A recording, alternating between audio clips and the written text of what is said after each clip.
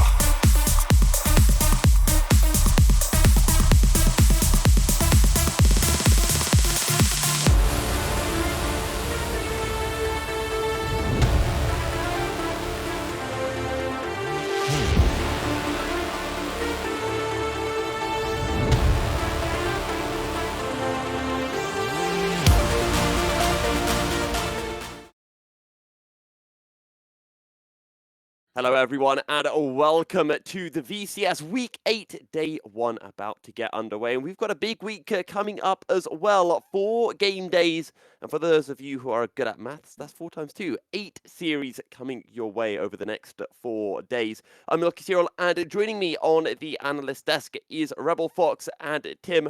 Rebel, I'm going to go straight to you because this first game, it was going to be one-sided to start off with, but now there have been a couple of changes, and arguably, well, definitely is going to be even more one-sided than before. GAM against Luxury.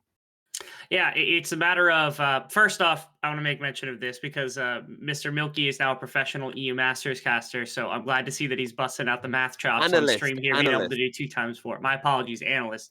Everything else necessary. But more importantly, today's series, of course, GAM versus the side of Luxury Esports. It was already going to be an uphill battle for the side of Luxury. They showed better tenacity on the back half of the split than what they did at the beginning when they were just kind of getting thrashed. But all of that comes collapsing today now that they're fighting not only the first seed, not only the number 1 locked GAM Esports, but they're doing it without Killer Queen, which makes this all the more difficult. And you talk about how it's difficult, and we know this is going to be a really difficult game, a difficult series to analyze. So we brought in the best analyst we could find in the form of Tim.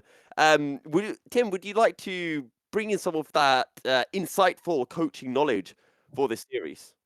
Uh, yeah, I think I brought it a bit before the stream and talking with you guys as well. It's maybe a bit of an FF for Luxury. I literally sat down and I was like, okay, it's looking bleak for Luxury. Like, how do they win, right? And I watched at the stats, I looked at the games, and I was like, I don't know. They maybe win one game.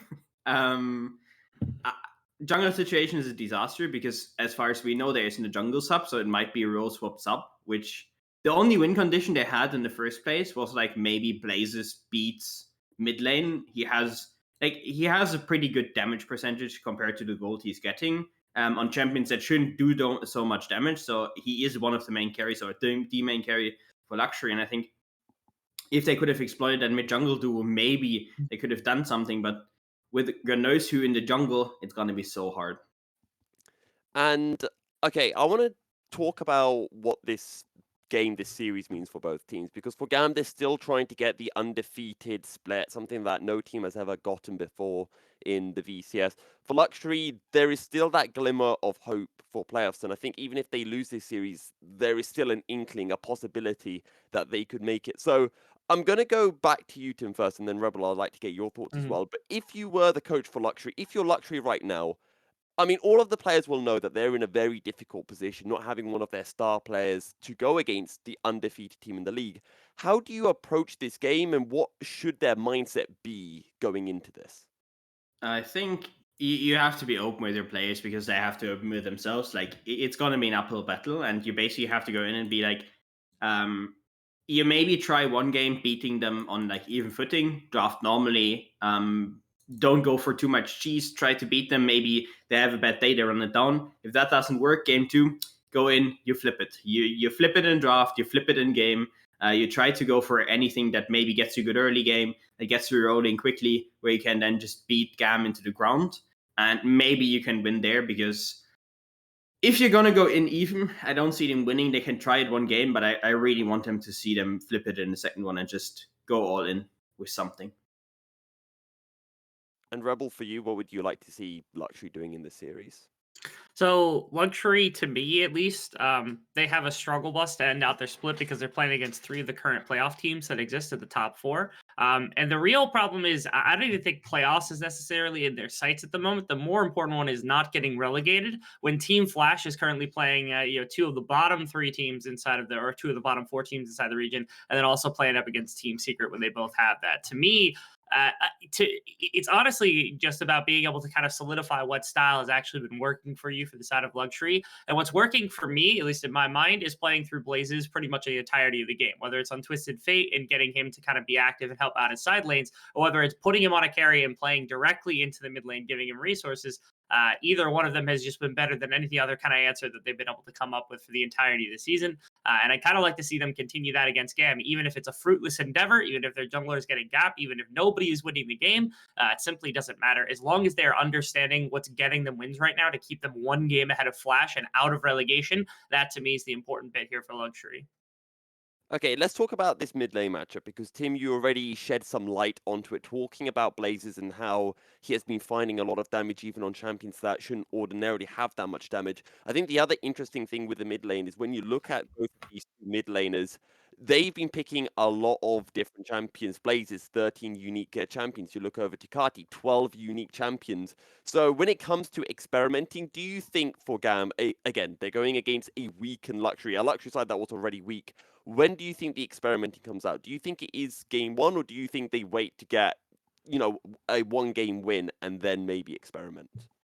It could be either of the two, depending on how the team mentality is towards it. Usually, you want to, I think, go game one, because it's easier to reset your mental if it goes really bad really quickly, and be like, okay, that was our experimentation game. Now let's win 2 games. If you win a game and then run it down really hard because you experiment, and then have to win game 3, I think that's more mentally hard on you. So I rather like to see it in the first game. And Rebel for Blazes, he's shown that he can play a lot of different champions. What would you like to see him play, particularly if we do want to be seeing the focus from Luxury towards this mid lane and utilizing Blazes as their carry? Twisted Fate was the big one. I think Twisted Fate looked comfortable for this team, and it meant that they had, not only better control of everywhere on the map, but it meant that they had a lot of attacking pieces for being able to get, coded setup or VIT setup, whoever it was that they wanted to actually play for. So I think that's completely reasonable. I'm curious whether on 12-6, because 12-6 changed up some things when it came to both the jungle and everything else that kind of came about. So we'll see if that makes a big difference in terms of the jungle pool. Maybe that helps them out on a day like today. The one that's also back in the back of my mind always for Blazes is the Lucian pick, which is what he came out kind of running with inside of Luxury's first split inside the VCS. And that pick obviously became more powerful both as a flex to the bottom side as well as just a mid lane grab on its own. So I'd be curious to see if they're willing to go back to Lucian into the back pocket of him just so he could get some pretty solid early advantages over other mid laners and kind of use that power to help out in the mid game. And with that, we are jumping into picks and bans. And you can see the identity for both teams. For GAM, they're putting a lot of priority against Blazes, trying to minimize his pool. For Luxury, they're saying, hey, we've got a sub-jungler. We want to take away all of Levi's big picks here at Rebel. They do. They kick off with at least a couple of jungle bans, making sure that there's nothing that's going to come out here. And the Tryndamere ban actually that potentially just gives Graves top over to Kiaya, who's been like the best Graves top laner for a significant portion of the season. So I do fear that a little bit here. That GAM can just blind pick it because it also flexes with Levi pretty well. Oh, it's Shine playing jungle for them today. Oh, baby. Okay, let's go. Oh, no. Yes! it's a rip over here. The Volibear is getting halberd. We had a discussion, I think, right before this, where we also talked about the Volibear because it is a contentious pick right now. Most pro teams are picking him. Most analysts aren't happy. And it is interesting where we go. It seems we're not going further into draft, but hey. It gives us a bit more time to maybe talk about that Volibear situation where most teams just really like him for his early game presence, and it could be something that, together with maybe a Rise, for example, in mid lane, has a lot of gank potential in mid lane and can then snowball into the side lanes, specifically level 6. With the Realm Warp, with the Volibear ultimate, it's so easy to dive bot lane, and you can maybe snowball the game from there. So that could be a chance, but it's not going to be easy either way. And an idea that I do want to bring up, with this Graves having been first picked for the side of GAM, there is a possibility that they flex it towards the jungle, give it to Levi. For both of you, do you think that Graves matchup into Volibear in the jungle would be something positive? And on a side note from that as well, what kind of jungling style do you want to see Levi playing? Oh, actually, we've got a lot of champions coming in. So we'll talk about the draft first. We've got the bottom lane 2v2 locked in. GAM going with the Lovers duo, Luxury going with the Jinx Fiona combo. Okay. Yeah, I mean, Lethality Xayah has basically snuck herself back into the meta. Most pro teams, or especially the LCK, really loves the pick. Has been picked massively there. Just gives you so good one item power spike, still is very strong throughout the game, so I'm expecting that to come in. And on the other hand, we have just the normal Leona pick into Rakan. It's a good matchup specifically for her. And then the Jinx just as a hyper carry in the bot lane. it's a setup where you've got a lane to attack to already because you've got a Jinx on the bottom side. Being able to get it kind of spiked out in front of the Xayah means, like you said, that one item spike is doled a little bit for the Xayah, and then you've got really good range for the Jinx for the later stage of the game, better team fighting for the beginning of the game. I like that GAM gets out ahead of this because this, again, is the style that Luxury was employing a couple weeks ago when they had the Twisted Fate. But like you had ascertained, of course, like there's a possibility at least that comes through. I think that they need to get ahead of it and grab the Twisted Fate at least off the board here, which would leave Rise up, which is something that Blazes also goes to, leaves Lucian up as well, which also they kind of go to. So I don't know. It's a little bit interesting to me. The Victor ban felt a little strange just because I guess they were just like really terrified of Kadi just sitting in mid lane, but I feel like that's kind of what they want Kadi to do here. I think they were just scared of the Ryze Victor matchup where Rito with his first upgrade can immediately get prio onto Ryze consistently, and they just looked for the Ryze instead of the TF. So that could be Diana mid lane into Ryze, couldn't it? Or where's jungle? Hey. Okay. So I guess the answer to my question of what style of jungler does Levi want to play, it's the perma farming Karthus jungle style. I mean, it could be Karthus mid lane still. Am I right? Okay. Are we believers?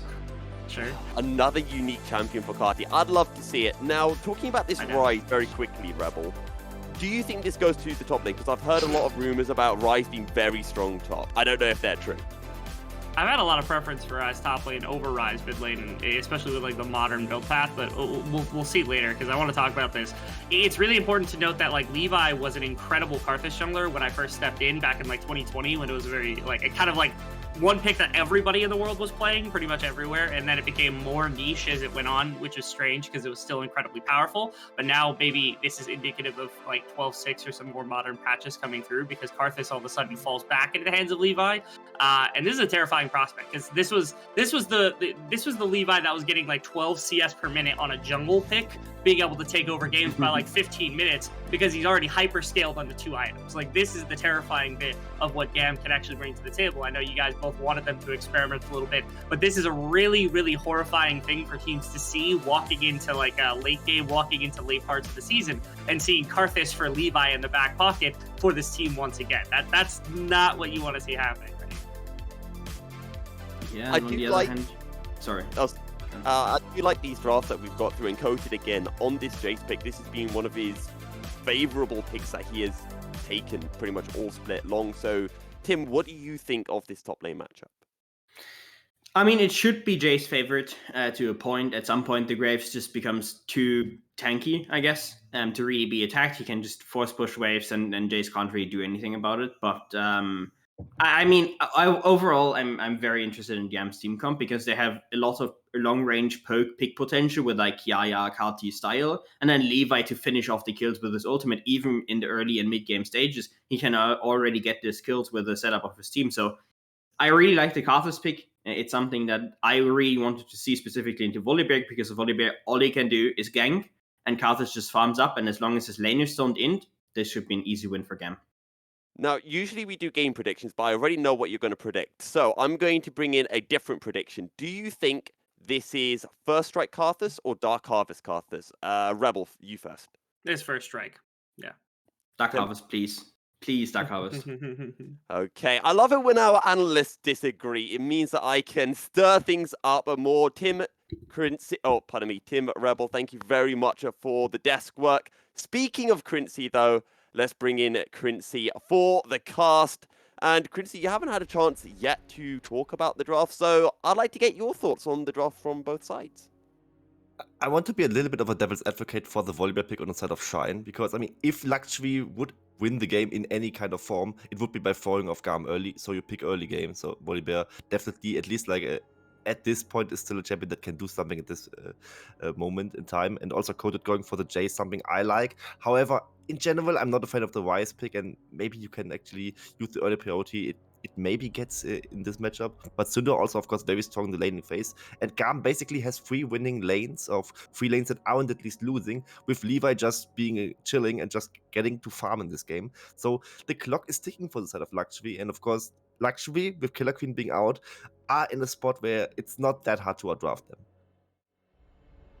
One thing that I do want to talk about is, of course, Shine, because he's jumping in for Killer Queen who was such a good jungler in winter split. He's had a shaky spring split, but Shine himself has not had the best of splits. There's a reason why Vet has been starting in the ADC role. So my question to you, Quincy, is do you think he's a better ADC or a better jungler?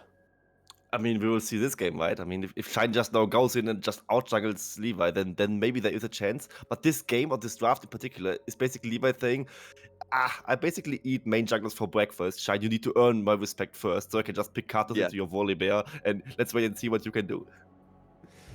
I'm just trying to think what is the most awkward jungle pick that you could take in the current meta. To be honest, I was considering that because Shine is an ADC player, maybe we would have seen something crazy like a Kindred jungle in the current meta state, but sadly not here in Game 1.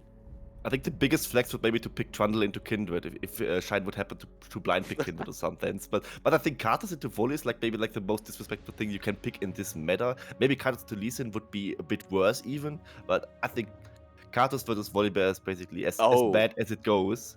I'm going to jump across you here, Quincy, because look at Shine. He wants to make some steals. He's got to spot out Levi, or Levi will spot him out. Who gets the blue buff, Shine? This is your first smite fight Levi, no in your exhaust. competitive career. And he goes on to Levi. He's looking for the kill, but Levi smites the blue buff. He gets the health. The Carti will pick up first blood. And Shine's first ever jungle gank goes rather poorly. Yeah, it goes rather poorly. He just lost the flip. That's kind of unfortunate there. I think it was not maybe even the wrong way to even go for this, but he went for it alone, and neither Blazes nor Code could follow up on it, so it was a bit greedy to maybe make this play. And Karti being there first, of course, makes it a bit harder for him, but also Levi just won the smite flip, so it was basically doomed from there. And even if he kills Levi, Levi would likely trade the kill back with his Death Defied passive, and the 1-for-1 is also not something you would want to have against this Karthus pick. Even if it's not a Dark Harvest Karthus, he still likes to have it. And now, of course, first small lead acquired by GAM, and yeah, the clock starts to tick. You will see again what really happened in this play.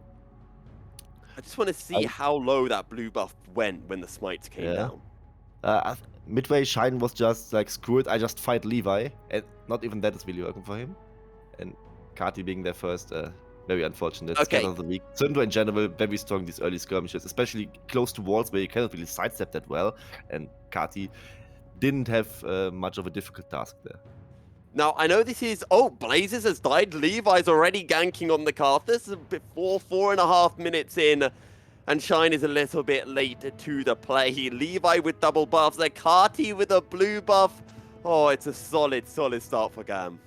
Definitely. He's getting out-ganked, out-farmed already on the Volibear at like level 4, and this is basically just short of disaster from the side of Lakshmi. Not really anything they could do. And also Karti now, with the kill lead, with having another assist, he didn't really shop much so far. He basically just is on the Sorcerer's boots right now.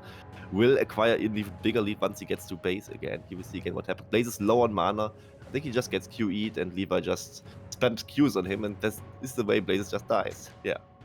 Nicely done. The isolated damage from layaways can do so much damage, and sometimes you forget that there is that bonus damage if you're only hitting one target. Shine though, 20 CS down on Levi. We're not even 6 minutes into this game. It's a very good start for GAM. It's not a good debut for Shine in the jungle. In the bottom lane, there's a bit of a trade coming through. I almost forgot there was a bottom lane in this game, to be honest, with all the attention we had seen towards the top side. As Zenith Blade lands onto Style, the Ignite drop down, cleansed away, another auto! CBL picks up the kill, and now they look for B, who is looking to run under his tower shields. Daybreak won't come off cooldown, and the Zap sidestep by B. And but now Shine looking for the play. Levi is here, and Shine will not be able to steal away the Krugs either. Luckily he didn't go for the dive, but Levi is already 6! This is so disgusting. Doesn't even get an assist for anybody. Just get the kill by pressing R. Levi says thank you very much. And yeah, I just need to flame Style a little bit there. They went for the bad trade and still chose to walk up further into the lane. And it's Leona with Ignite. I mean, we meme Leona a lot, but that's like one of the phases where she's still very strong and very deadly. Especially if you don't have Featherstorm yet, so you cannot really just press the anti-int button, so to say, and just get out. So yeah, Style wasn't getting anywhere there, and CBL rewards himself with the kill. The first kill, maybe the only kill Luxury will get this game, but let's wait and see how the game progresses further. Levi, of course, already start making very good arguments for his Karthus maybe being banned in playoffs yet again. Well, honestly, if this game gets a Karthus ban respect from Dross, that will be very positive. And I can almost see the chat if this was a solo queue game. Vit saying, how is the Karthus level 6 when my jungler was level 4? And now Levi having a little look towards the top side. I don't think he's been spotted out by Coated. There have been some pings, but the wall of pain dropped down at Kiaya jumping forward. Coated tries to make the return play, but he does not have anywhere near enough damage or enough time, and it's another kill for GAM. Yeah, no way to escape for a set of Coated. His flash was down, so I think he must have used it somewhere in the 1v1 against Kiaya, I think. So that being down, of course, the Wall of Pain alone makes it very hard for the Jace to escape. I mean, Jace has one mobility spell, and that can only be used offensively, so there was no way out for him. And of course, Levi somehow makes Karthus look like a ganking jungler. This is so interesting to see. He's already on the 4th takedown in the 8th minute, and has 100% kill participation. I really like what I'm seeing from him, and the Volibear pick. It's still not level 6, by the way. Really not making good arguments. And this game basically is just a tutorial on how to play against Volibear, how to make it really useless. Yes. Shine doesn't really find any edge in this game. I mean, even earlier when he was ready for the bot lane dive, Levi was still around and just ready to press R and just disrupt the dive even further, so there wasn't really anything to punish B with. And even with that bot lane play that went down earlier from the side of GAM that didn't go in their favor, it's basically just the only thing that went wrong this game for GAM. Now, okay, I want to talk about some positives for Luxury. And I know you're probably thinking, our viewers are thinking, how can you do that, Milky? This is going to be a stomp. But look towards the bottom lane. There hasn't really been any jungle intervention from Shine, but yet Vit and CBL are coming out on top of Style and B, and in fact, Style might die here as well. But the Battle Dance gives enough of a shield, and Blazes gets the kill onto Kiaya in the top lane. And they didn't even use the Stormbringer, so actually Shine has another window where he can just maybe dive the bot lane later on, because as you just now said, the bot lane is kind of struggling. I mean, especially the Lefeld Desire shouldn't really lose to Jinx in any form. Another way we will see Requiem. Well, Shine will be able to get out. Carty could still look for the chase. Scatter the Weak will be available momentarily. Drops the Dark Sphere over the wall, but does not land it onto anyone. Yeah, that's sad with those Karthus Requiems that are just barely not killing anyone. With Dark Harvest, you would be like, at least I get the stack right. But with First Strike, you don't really have that luxury going for you, even if you play against that team. Either way, speaking of the Jinx Leona bot lane, winning against the Xayah Rakan lane, very impressive. Of course, the Lefeld Desire not really doing much, but here we see the replay, which is way more important.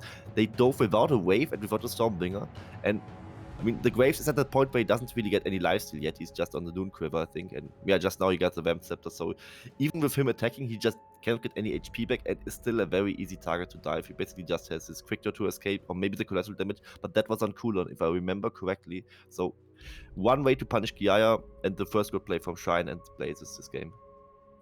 Yeah, and a second kill for Luxury. I remember you saying earlier on, Quincy, that might be the only kill Luxury get. Well, they now have a second, and I still think that they can get more. Let's not forget that Blazes is playing a Rise against Syndra matchup. It's always going to be favored towards the Syndra in the earlier stages of the game, and Luxury have been able to get the solo kill in the, well, I say solo kill, the duo kill? It's a 2v2? I don't really know how you phrase that. I mean, was it a 2v2? It was a 3-man dive. So No, not in really the fair bottom thing. lane. In the bottom lane, it was a 2v2. Yeah, that was a 2v2. Either way, Luxury now thinking they can start the Drake, maybe they can get this one. And they likely do, because Kati is not bothering anything. He's just staying mid lane and just chopping the wave.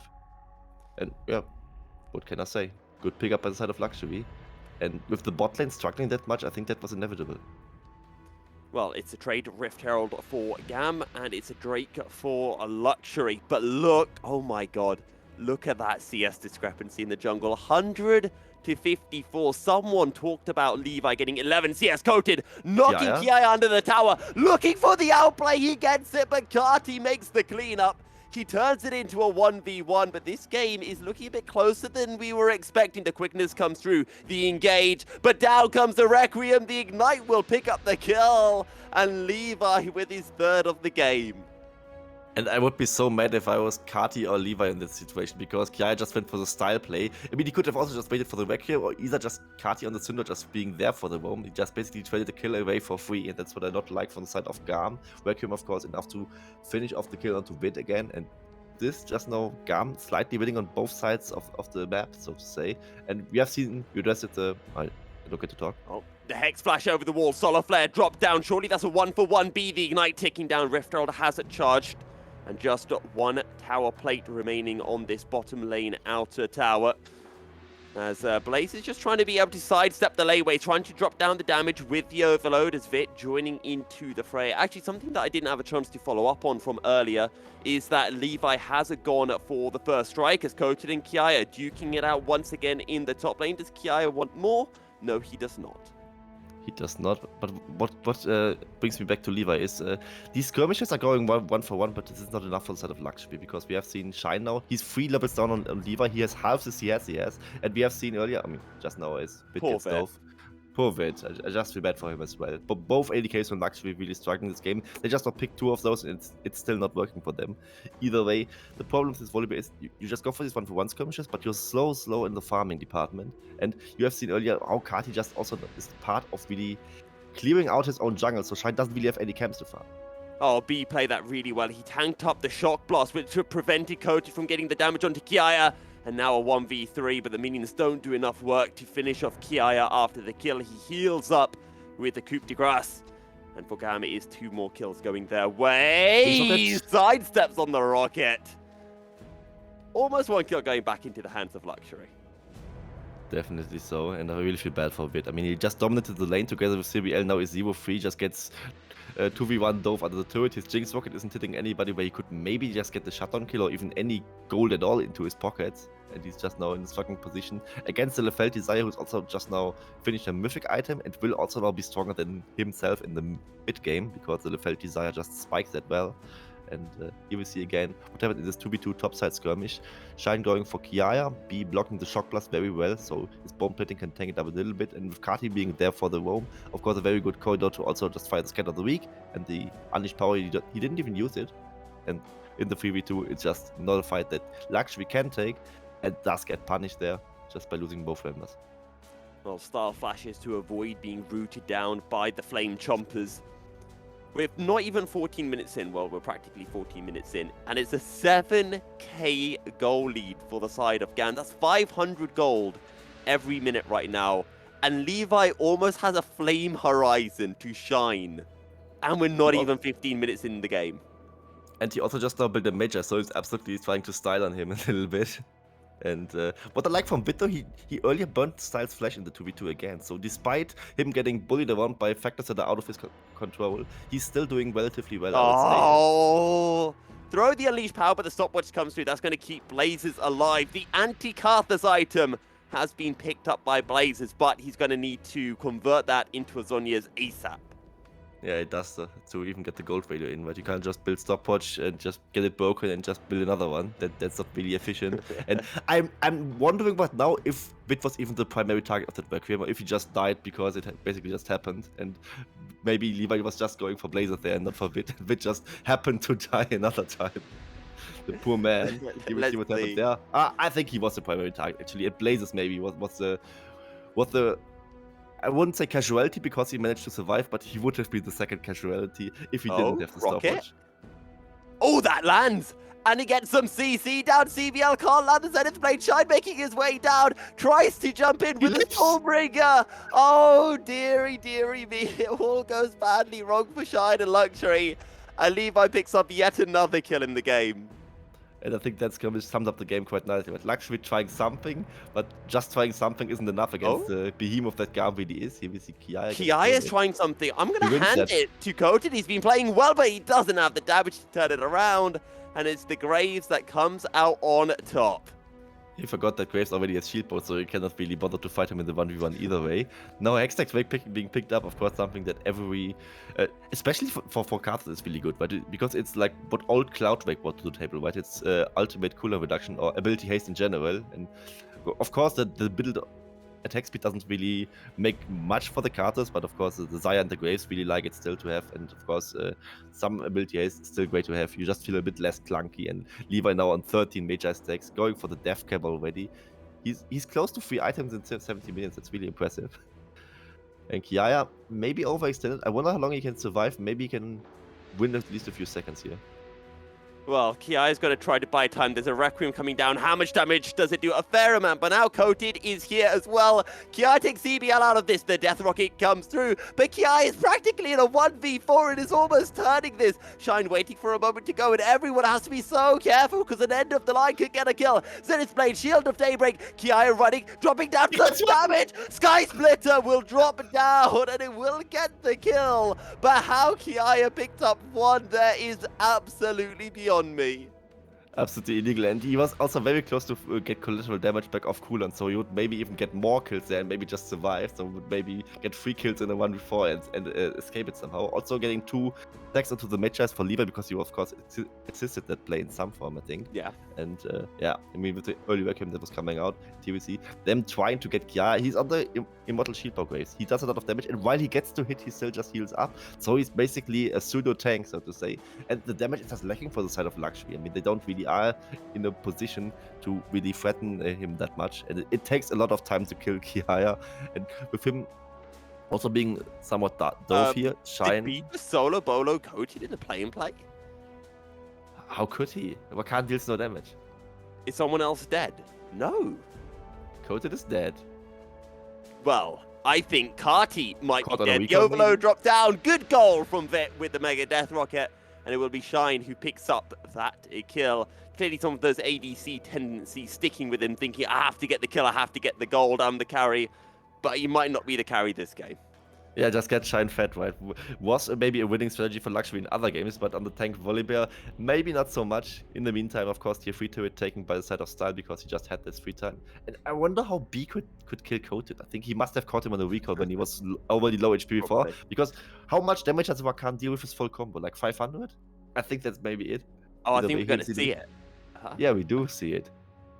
Must be caught on a recall, right? Right? B just chases? Yeah, Coated is just running for his life. Quickness, Gleaming Quill, Oh Ignite. my... And he burns off. He was Wow. 2 levels down on him. On a no damage champion. The way that Speaking of works. being down, could we have a ding-a-ling-ling because Levi has hit his Flame Horizon. He actually did it at 17. No, he did it before 18 minutes. So an 18-minute Flame Horizon is, well, I don't know whether to say impressive, disgusting. We've He's got some going in. disgusting stuff happening in the bottom lane. They're trying to turn onto Levi, trying to get him out of this fight as quickly as possible, and they might be able to do that. Levi flashing away, and Levi will fall. Shine will get the shutdown, but now the Requiem is available. Coated will fall, but not before Starla gets the kill anyway. And Levi, though, did get the kill on 2 Blazes, so it is 2 kills for 1, but Luxury will happily take the shutdown onto the Karthus. Yeah, that's the point, right? It's 2 for 1 for the side of GAM, but Levi basically counts as 3 champions with that 1k gold shutdown, so it's actually fine for them. Shine, again, just got the shutdown money, so what can he really do with it? I mean, it's not a Divine Thunder Volibear that just storms up onto you and you just die if you don't flash it. It's a tank Volibear, not really doing that much. In the meantime, Blazes just got killed again. And Yeah. GAM's still probably happy with the situation. They are playing it not as clean as they could play it, but I actually doubt that they really care.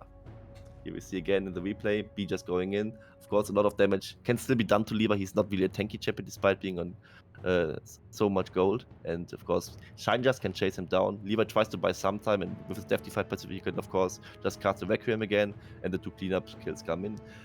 At least CBL and Shine can escape from that situation, so I give them credit for that one. But can Coated escape this situation?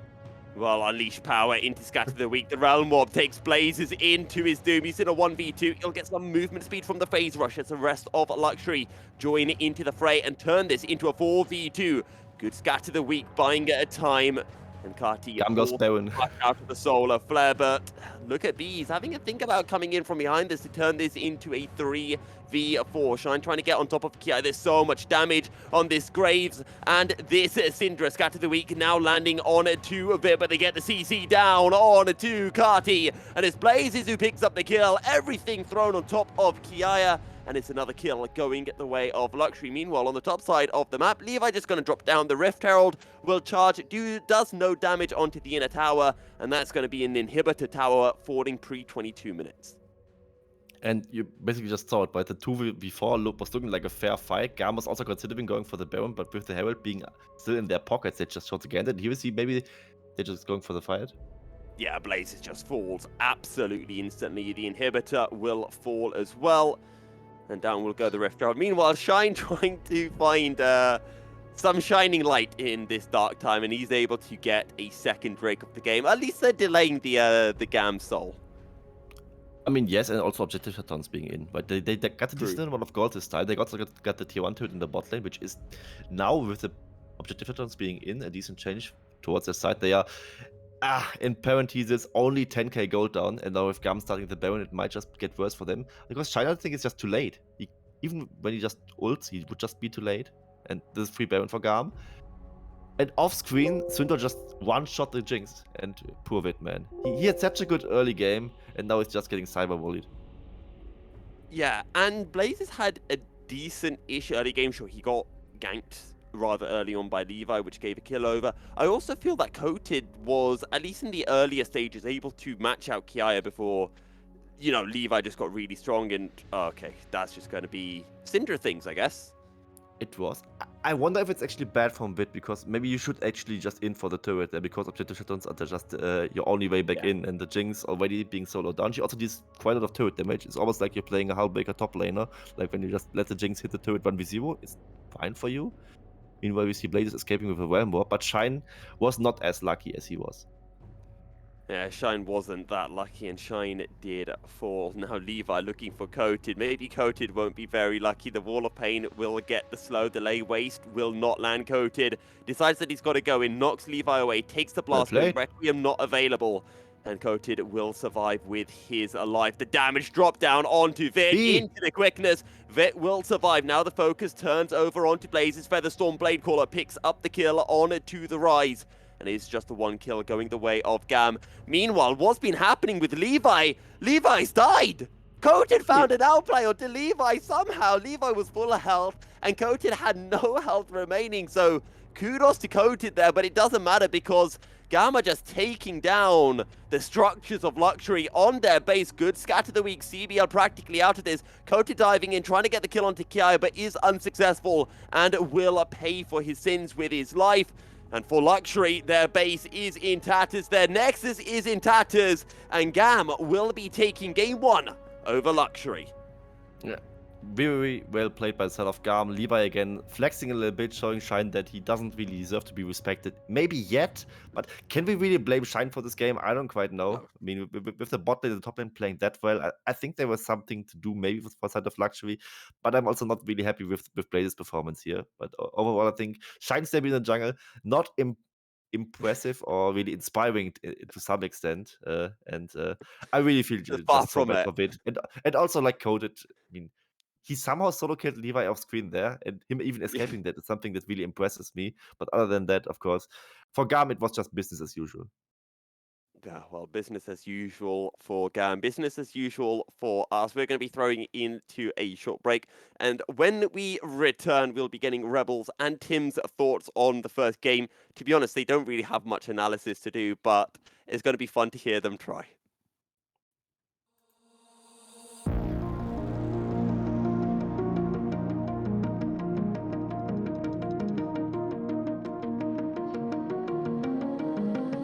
What are you willing to lose? You cover your wounds, but underneath them, a million voices in your head that whisper, stop now. Another twist of the knife, a turn of the screws, it's all in your mind, and it's fighting you on yourself. The storm is coming.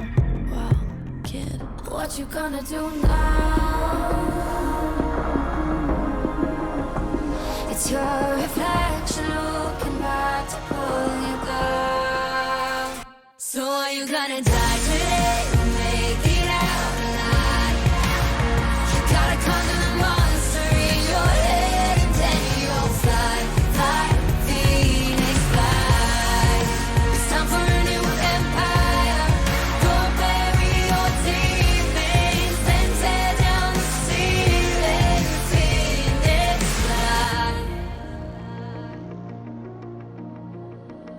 And now you're playing with matches, come out of the ashes underneath you. A million voices in the crowd, they're screaming, stop now. Well, let them swallow the pride,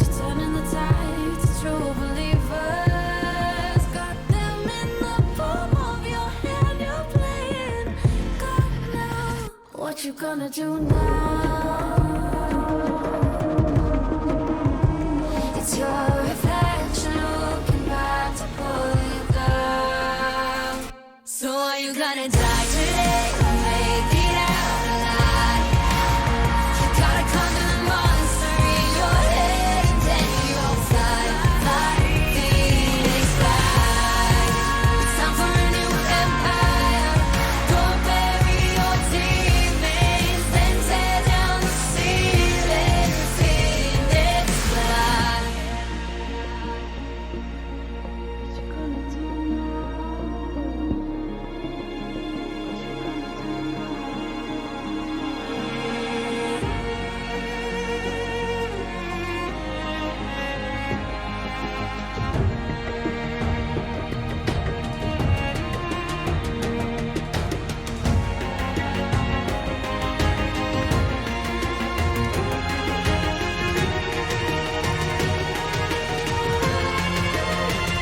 So are you gonna die today or make it out alive? You gotta conquer the monster in your head and then you'll fly, fly, Phoenix fly. It's time for a new empire. Go bury your demons, then tear down the ceiling. Phoenix fly.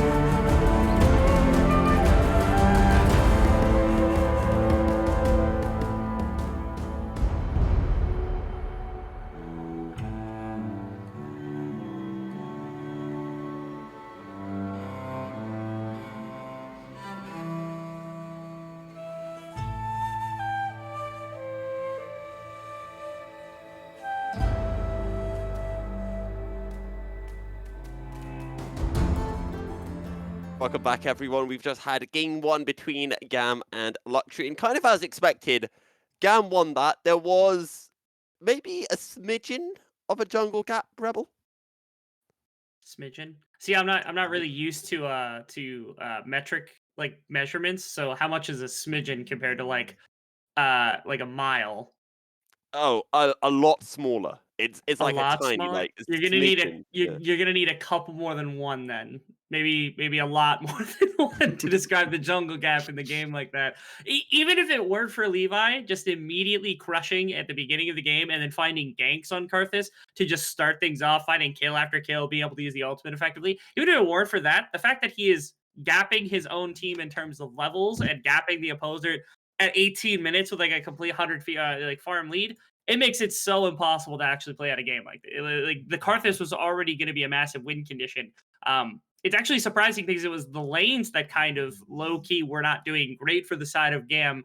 Well, at least the bottom side that was kind of getting bullied out. The other two lanes were doing okay on their own. I guess Kiaya got bullied a little bit as well, but for the most part, like it was a lot of this early game was really on the back of Levi being able to make these massive impacts and kind of put the team there. But that's what his Karthus is kind of intended for in the first place. Now, Tim, do you mind if I give you the hard part? Yeah, sure. That's what she said. Okay. Did you really just make a "that's what she said" joke on a broadcast? Did you really have to phrase it like that? Yes. Sorry. Okay. Okay, so Tim, positives for Luxury. Vit. That is not something that I would have been expecting at the start. No, of the day. me neither. I mean, he has been playing better in the last few days, but I mean, he was up 20 CS into Zaya, which shouldn't happen. They found a solo kill. Vit and CBL, they were really smurfing it in bot lane, and then I mean, Levi at some point came in and basically shut them down immediately and showed them how a real player looks like.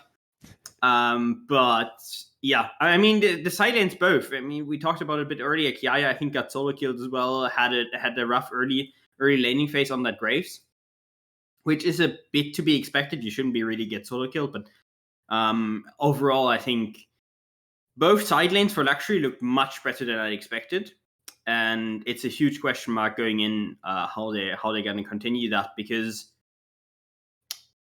yeah, I mean, jungle was a bit of a disaster.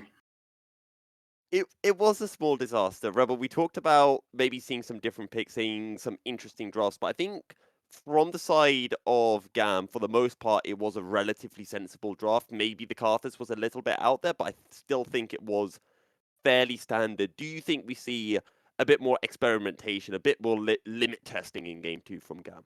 I mean, as much as I'd like to say yes, the bigger problem that occurs is that that wasn't limit testing. That is something that GAM probably had in the wheelhouse, ready and raring to go, and they busted out Game 1, which is really weird because that's like, you know, you've got like you need to water your plants, and so somebody busts out like a fire hose, right? Like they just unnecessary. Like there's just no reason for that, to the point where it destroys the entire garden for no reason. And GAM didn't require that level of kind of pressure to be able to put onto the side of Luxury. But again, now they're flexing their tools that they can have for the later game of the season. So I actually like that they busted out here, because now all of a sudden their remaining couple of games starting into playoffs, you have to be really concerned that Karthus jungle is something they've been working on once again.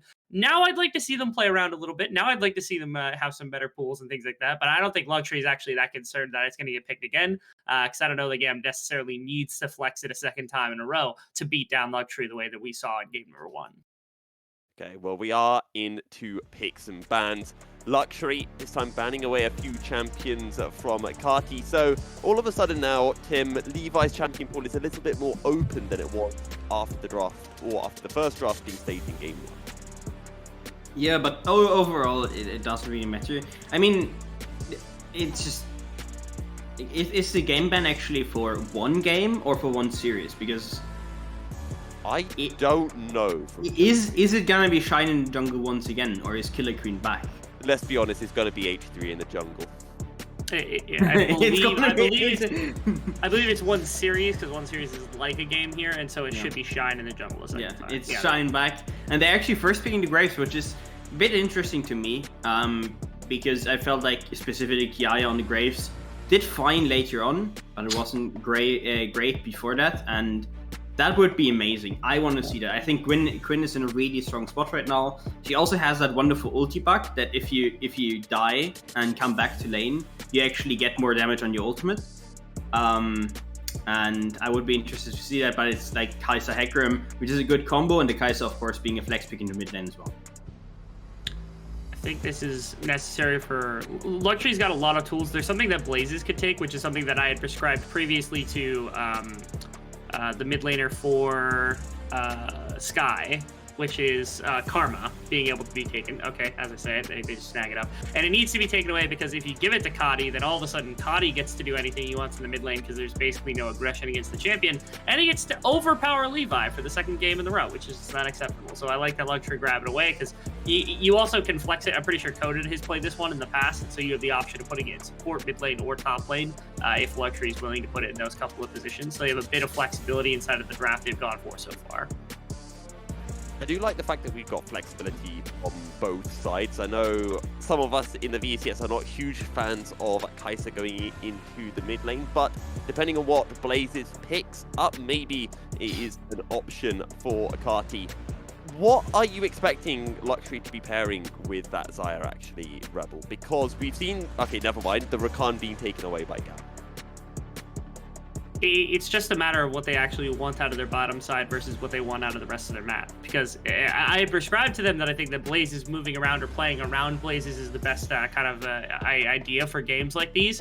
And so if they decide to go to that, I think getting better kind of priority for the bottom side, maybe even putting the Karma into the bottom side of the map to make sure they've got pushing against the Kai'Sa is better for attacking mid lane. But otherwise, if it is just Blazes on the Karma in the mid lane as opposed to anything else, all of a sudden you want to be able to set up Xayah for a bit more carry potential when you come attacking that lane. And so then it's about CC, and then it's like, yeah, you have the potential for picking probably Leona as like the most blanket type pick that you could go for, but any engage in general is going to be good against this bottom side. And Tim, I'm looking towards this top lane. Sorry to jump across you, but we saw it was very close in game 1. Now in game 2, it is Kiaya who's got the counter. Game 1, it was Cody who got the counter pick. I'm looking at his champs now. His Renekton being banned away. He's still got that Jace available to him, but if that gets banned away as well, what do you expect him to look towards? I think you can. I mean, you really can pick most stuff into Graves. It mostly, I think, depends on what his team actually wants him to play. I mean, he might actually pick here now, and just because the Graves flex pick still exists, and they're actually going for the MF. Okay, so they're breaking the Kai'Sa flex. They're showing that she's going mid lane, and that might open up for Luxury counter pick into mid lane. But I feel like Karma already has a very good matchup into Kai'Sa if you want to go for that. Well, it's looking like Luxury maybe want to be flexing that Karma themselves and putting CBL onto this Renata level. They might. I still think Leona is definitely better. Okay, never mind. As I say, it doesn't matter. Now it's a question of what they want in jungle versus top lane, because I think that's the remaining position that's really there, unless they want Coded on the Karma, which is a bit interesting. This would be crazy because this would be like, hey, Shine, last game, the ganking, that was cool. This game, stay out of our lanes. And this is just him saying, like, all right, go farm. Like, that's what we need you to do. And it's also a champion that has a range auto attack, so you could be like, hey, close ADC, huh? Like Shine, just go play for a little bit in the corner while the rest of us play the rest of the game around you. Isn't too bad of an option, I suppose, here from Luxury. I really like this, and Tim, I think it was you or Rebel, maybe it was someone else, but you were spamming about Gangplank being a really good pick right now. Yeah, I was ranting a bit because I already feel like the Fealty Gangplank is an absolute monster that basically destroys everything and everyone inside the game, and they're buffing the champion on the next patch, which had me ranting a bit. And I really like the pickup. I love Gangplank. I already think it's one of the best top laners, specifically if he finds matchups that he's comfortable in, where Gnar should be one that early on probably Gnar can do things, and with Mega Gnar level 6 he can always find an all-in, but if the Gangplank plays it well, there's no way he ever gets attacked. I'm gonna jump across you guys. Blazes is with the Graves, Shine is with the Karma.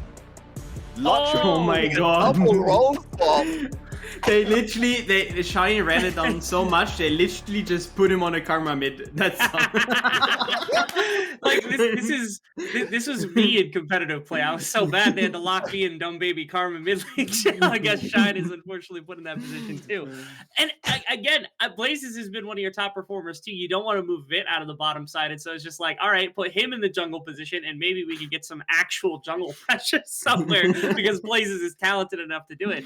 I don't think they actually are in a winning position in any one of these lanes, and especially now that Shine's on the Karma, I'm not in love with the setup they've got. This got GAM absolute stop written all over it.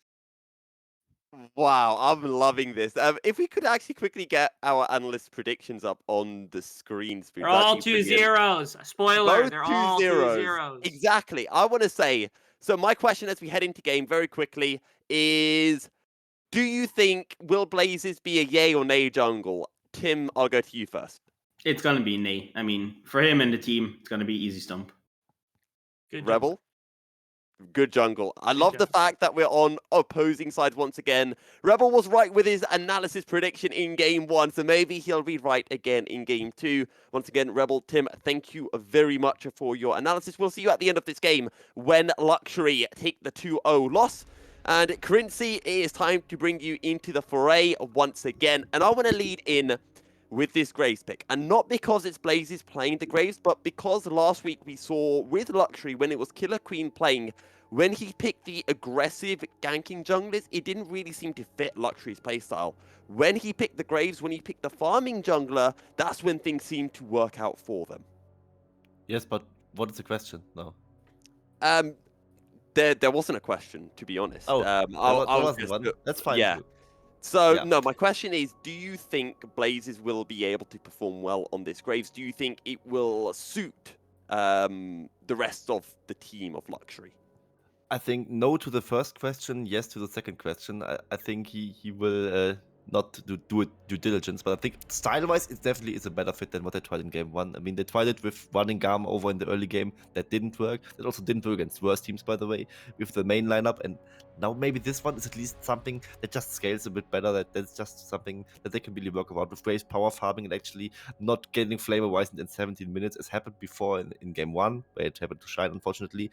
But I also think it's kind of unfair that Blaze gets to go towards the carry pick now, and Shine is just relegated to the Karma mid lane, because Blaze, he was also like kind of faulty for the early game disaster that happened in game 1, and he was on his main role, while Shine was just the unfortunate jungler who happened to have this lane around him.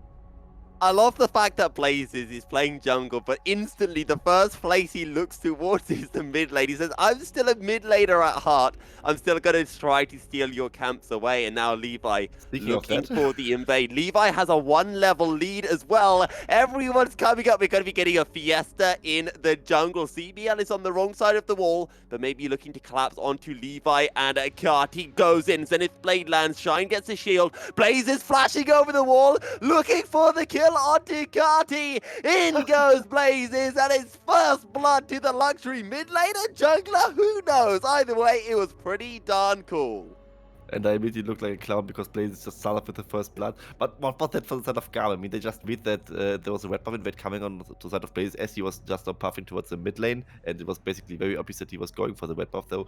Levi just wanted to get some revenge on him, I guess, because he was instantly replying with his own invade. And now they just all choke on towards Shine, who is still on the Karma, who, of course, with the Mantra W can buy a lot of time. And Blazes, of course, in this corridor, where the end of the line just easily can double bounce, and him just getting auto attacks off without him being touched at all, can snag up the first kill here. And GAM not really happy with that invade, I would suppose, but it's just a small gold lead for the side of Luxury. But that's maybe even already more than we expected initially, because, I mean, the game 1 was pretty decent stomp, and in game 2 we expect nothing less.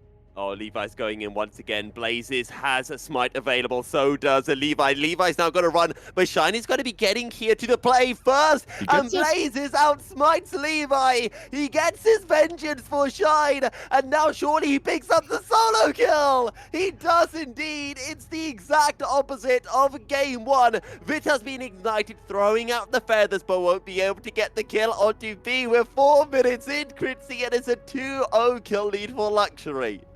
And I think maybe Levi is just a bit too angry at him for even getting to play jungle for the first few minutes here and just getting to have a decent presence, because yet again he just not goes for the smite fight. Blaze actually beats Levi in the smite 1v1, which is very impressive, I dare say. It wasn't quite a solo kill, as Shine was also helping out a little bit, but let's be honest, it would have been one, and Blaze is definitely making some arguments.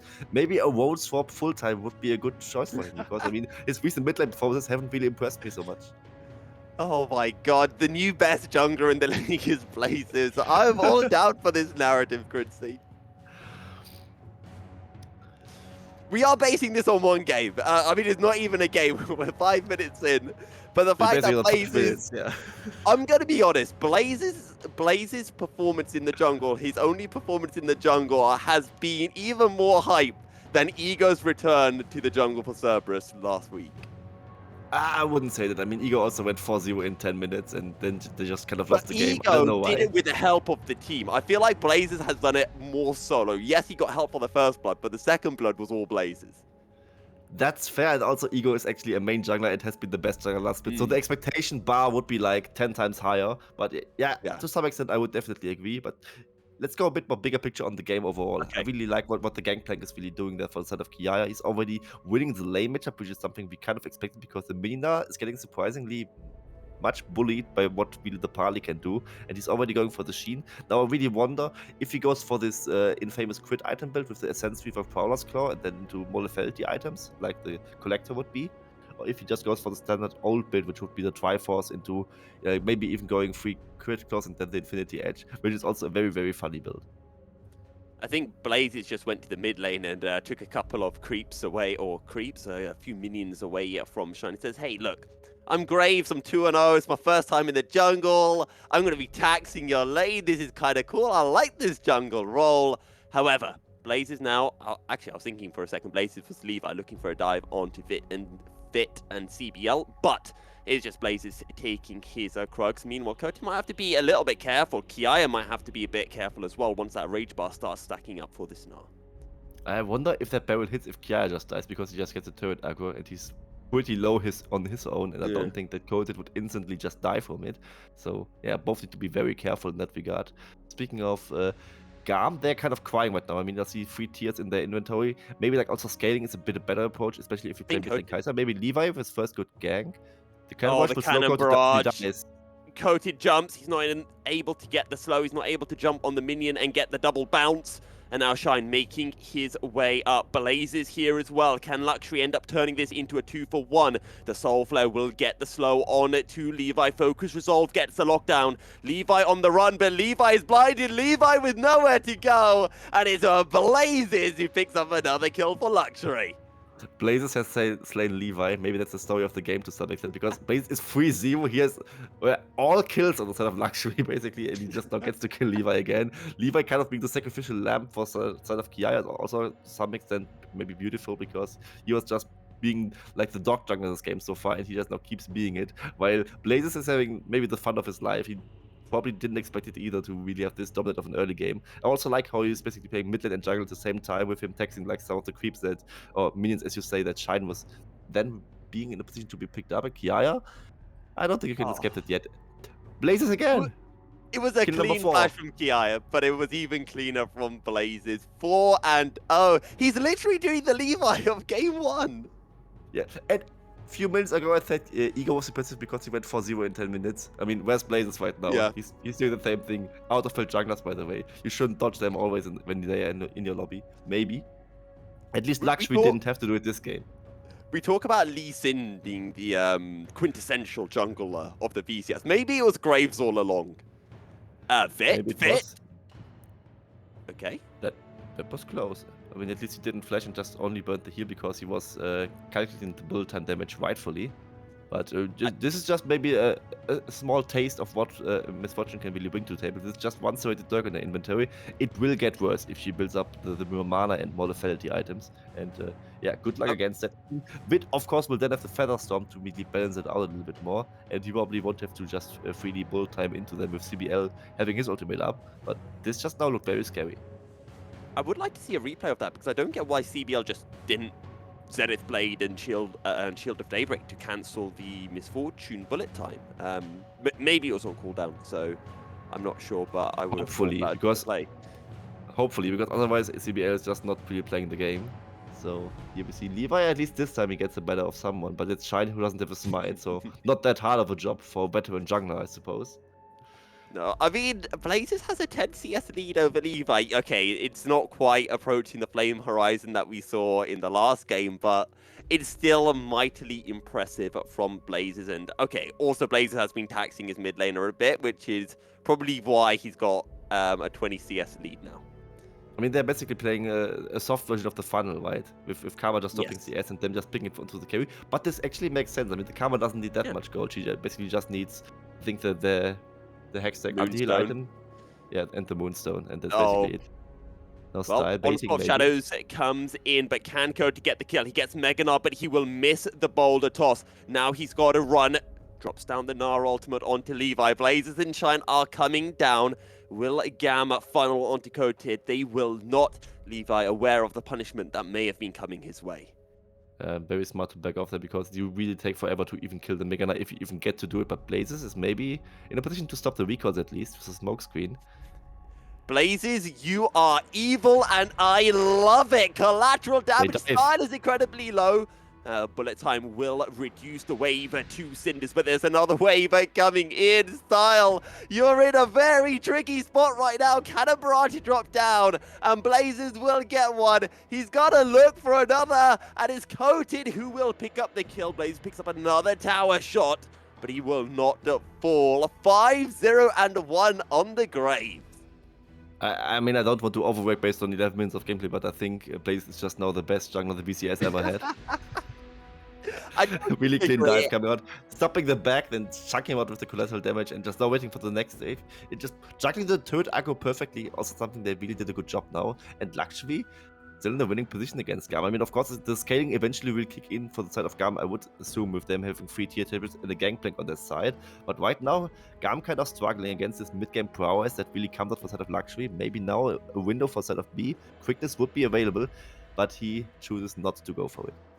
It is still a 5-0 Grace. You do need to be very careful of Blazes. I almost want to see when Blazes returns to the mid lane, picking up the Grace. But Vit is being engaged on. He's got nowhere to go. It's an easy kill for Levi, and Levi thinking, finally, I can get some ganks happening. I think that might actually be Levi's first kill of the game.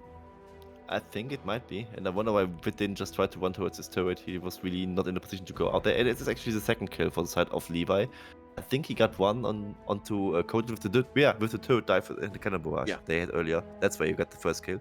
Either way, that's the second one, and he's going for that chem tank plus more mana item build, I would guess, or maybe just sit on the tier and not really finish the more mana, as he's just now on a very good amount of mana, still doing some decent base damages, and will do a lot in the later team fights. But B, you might be caught there. Oh, Solar Flare slightly mispositioned. CBL flashing forward. B flashing out of the collateral damage, and it's a flash for flash trade. Both supports incredibly low, but Luxury now have control of the river. Luxury can look for the Drake, and Luxury and Blazes can look towards the bottom lane. Now flashing forward, Blazes looking for this, going under tower as well. The double daggers, and it is Vit who picks up the kill.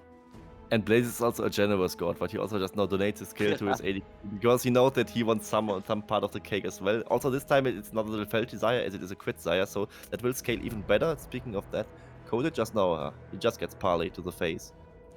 What a sad existence is this game, and maybe one of the detrimentals, while that may be a cause why Luxury will maybe not win this game, because the Na really not doing anything against the Gangplank. They of course had to blind pick the top lane, which is not making it easy for them. The Gangplank really starting to get strong here, and it is actually the Triforce item build coming out from him. So it's not the fun build right now, which is the lethality one, where you can just one-shot people and then just be invisible or get out if you happen to go Dust Blade, or just Prowler's Claw onto people and just be in melee range to just proc the passive again. But it is a more traditional Gangplank approach, but that seems to be fine. Luxury, however, really wants style. Are they overextending? Solar Flare drop down, end of the line, and again, Blazes is generous. He gives a kill over to Vit, who is now 2-1. Is top side versus bottom side, and Levi and Carti want to make their way down. This is a 3v2. The Cannon Barrage will chip away at health bars as Void Seeker lands. Blazes is surely dead, and he will fall. Luxury will fall, but out comes the Featherstorm. Somehow Carti will survive. CBL needs to be able to sidestep the oncoming Void Seeker. When will Carti have it off cooldown? When will he fire it? He fires it. CBL now on the run. The quickness dropped by Beat. And was there an Ignite as well? Yes, Yes. he used the ult and Ignite to ensure that he got the kill.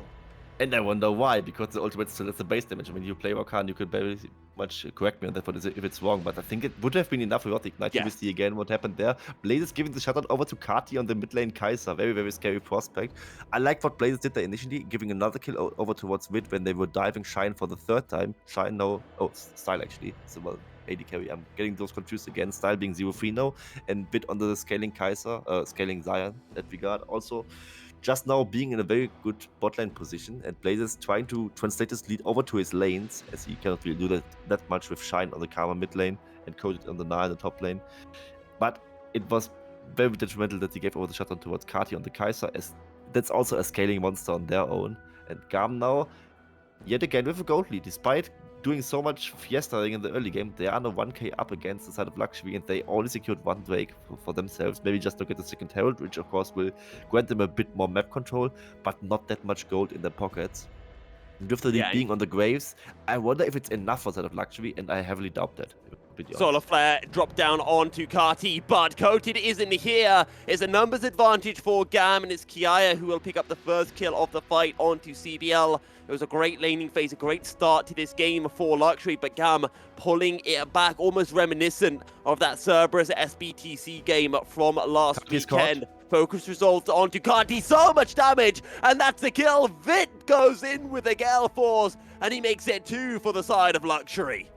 And Carti really donating some money and some control for the Luxury, because it was actually a last play for them already, with the Herald fight not going into the favor, CBL being caught off very early on. And now that Herald that was actually basically just in GAM's pockets now goes over to the side of Luxury. Also 2 kills yet again.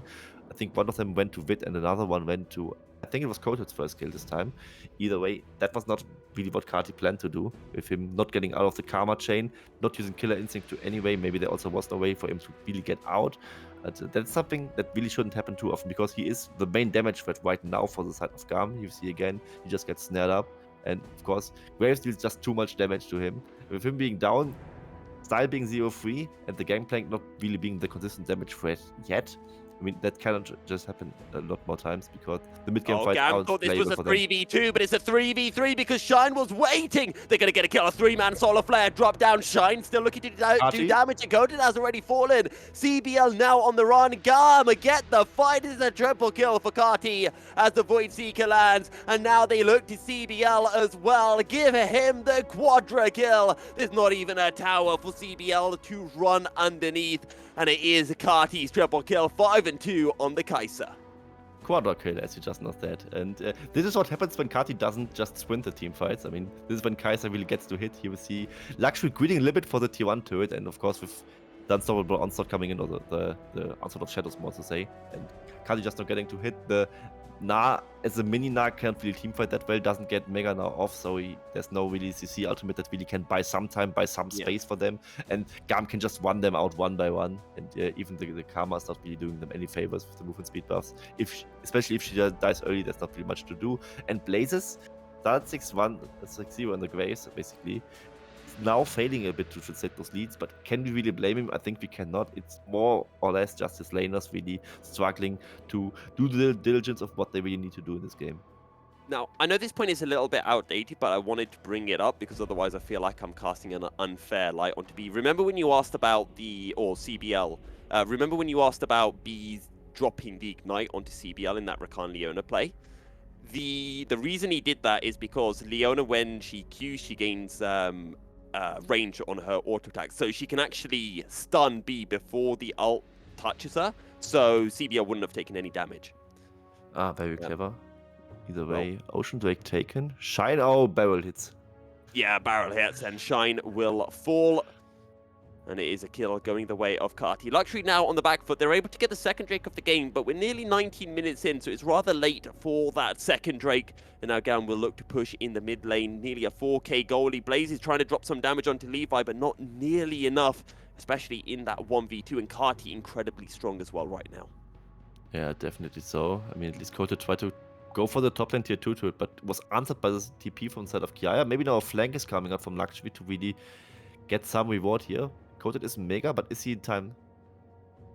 Oh, well, the boulder toss will not land onto Carti. The teleport B. will be wasted. Out comes the bullet time. Featherstorm will stop a lot of the damage, but now Levi looking for the engage. Bladecaller will get the CC, and it's a shutdown for Blazes on the side of the fight, who picks up the kill onto Carti.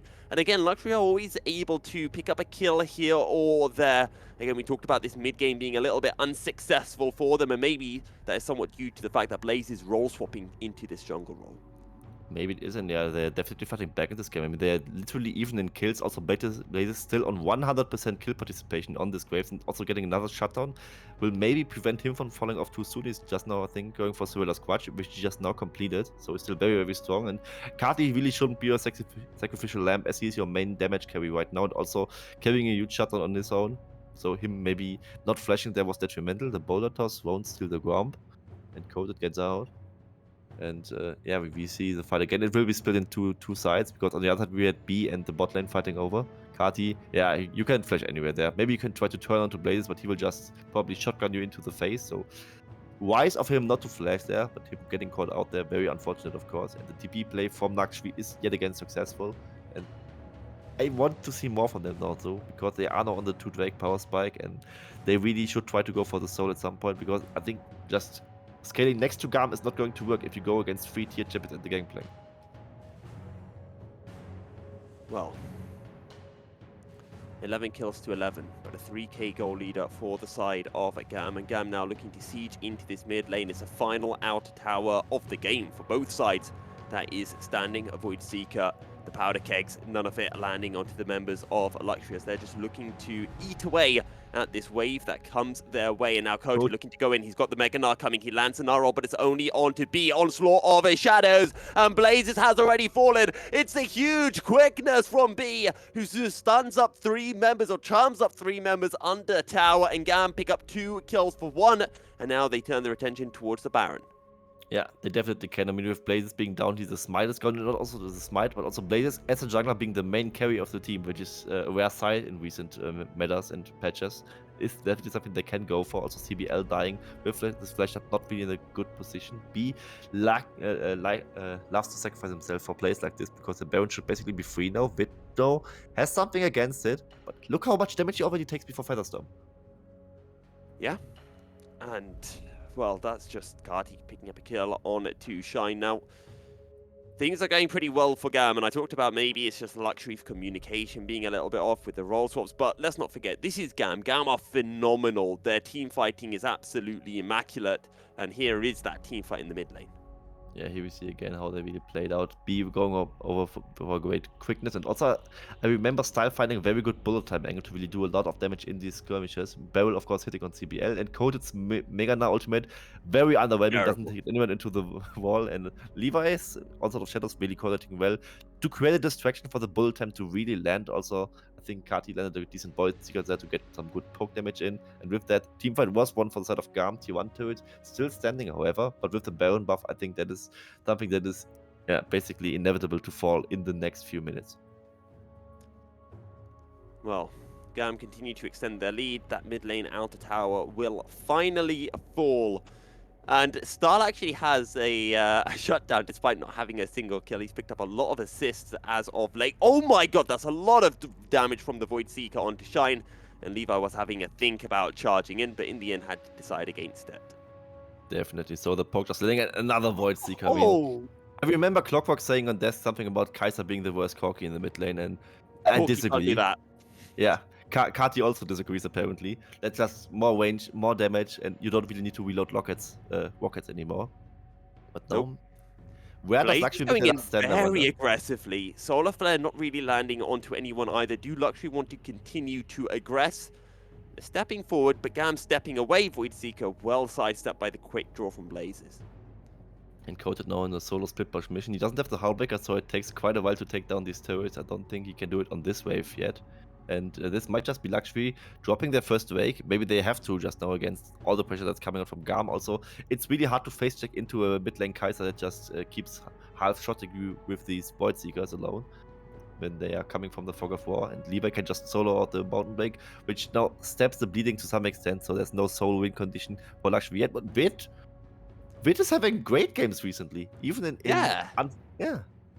Well, Levi will be able to get the kill. Not really much that Vic could do in that situation, considering he had already blown his heal in the fight with Style, or he blew his heal trying to survive from Levi, but was unsuccessful. Either way, it's a 1-for-1 overall. Blazes is chasing Levi all the way into the top lane. He needs to be careful. There is a gangplank. Will go and take so much damage instantly, but Coated shows up, and Kiaya.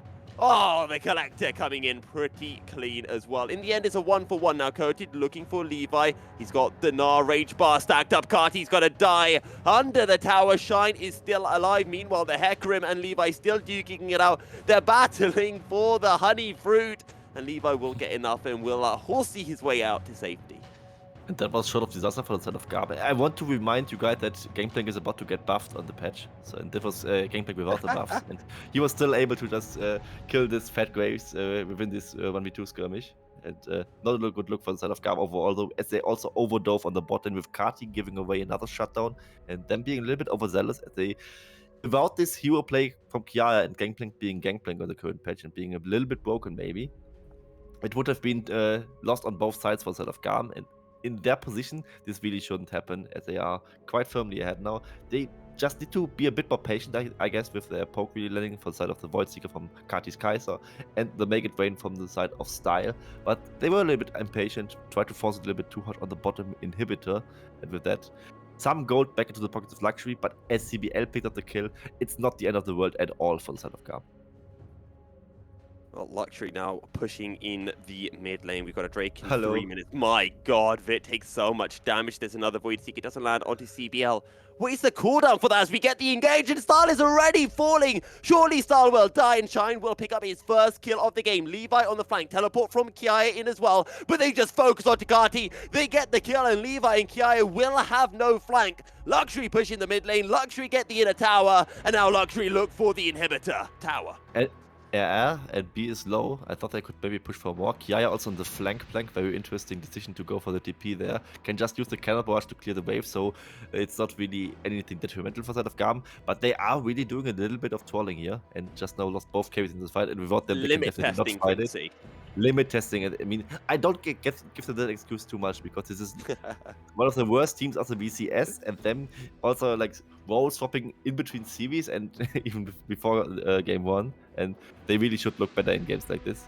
But I mean, if it's just this one day, it's probably fine for them. I mean, they are locked first place. They can experiment and should. Oh, definitely Coaty's do got the that. Mega Gnar coming up, and now he's looking to go in. In comes CBL as well. Shine here, so is Blazes. Void Seeker tanked up by CBL, and down goes Kiaya. Solar Flare locked B. up, but B coming in with a quickness. Going to find a fair bit of damage, but Levi has already fallen. And Luxury are taking the fight. It's a double kill on Ducati. They look for B, jumping over the wall, but Blazes will run him down. And it's a triple kill for the autofill jungler. And I wonder how much they can really push it, because they are playing the top lane. This was also really cracked on by Coated earlier on. It's 4 members down for the side of GAM. Do they really have the wave clear? I mean, Style will have the build and will likely also use it and maybe clear away the minions, but this is at least an inhibitor for the side of Luxury. And I think they can go for more here. They can maybe try to really rush down and finish the game. This may very well be game Quincy. I can't believe I'm saying that. After game 1, the teleport will keep 1 minion alive, and there are more minions crashing in. Dreams can happen. Luxury roll swapping Blazes into the jungle. They turn their attention to the Nexus. It's Coated and Blazes. Can they get enough damage down? They can't. Blazes is the only one left standing. Blazes is on the run, and maybe Luxury have just thrown this game away. Maybe they did. It was looking very, very close. Like, given that defended, I also was making the call. They maybe have to try it at this point because otherwise they really wouldn't get it. But they have been winning the last recent fight, and I think there was maybe a way in to get this. And I think Shine TP'd onto the Kelmin to keep it alive, but died Yep. himself while channeling. That was maybe what really was bringing it down a little bit to them. You give him the Calmid, and it's still not something that really works out for you. It's still not easy enough, apparently. I wonder if you could just seen how self-shield many here. wards there are at that Nexus? Many. Just to prevent them, just to make some misclicks happen and them right-clicking it. Yeah, it's definitely very smart because out of GAM. Also now Baron being taken by GAM and Mountain Blade coming in a few seconds will also likely be their prize. But with GAM resetting now, maybe actually not, as Luxury might have a window to rush it down, but they choose to go against it, so it will be GAM's Mountain Blade coming up. But of course, Luxury really wants to fight it. TP coming up for Coated. And GAM One ward maybe wasn't backs spotted away. in the base, and it's been pinged, but Cotin now having teleported into the river won't be able to make his way to the base as that ward has been cleared away anyway. Luxury are going to be able to get this Drake. Luxury are onto Soul Point. Quincy, this game is really, really close. Sure, there's a 5k goal lead, but it doesn't feel like there's a 5k goal lead in these team fights. It definitely doesn't. GAM's comp is also not that easy to play in this moment because you really are lacking the utility. If your carries can't get to free hit, it's very much hard to play in the 5v5. I mean, here we see again what happened in the base rush from the side of Luxury. And yeah, they just fell down very, very quickly. Code on the Mega now, maybe he wants to actually be mini in this moment because he can just quickly dish out some auto attacks and just use the Spellblade a bit more. It's a bit more clunky on the Mega. Despite surviving there a little bit longer, it will probably be not something that is really deciding the game here. But Luxury were a little bit overzealous on that base push. And yeah, GAM, speaking of them, the fights are not as easy to play for them because they really have not much utility. They basically just need a good engage from B and then having decent follow-up by the side of the bullet time. And this mid lane Kaiser pick, it's not like a traditional AD carry, right?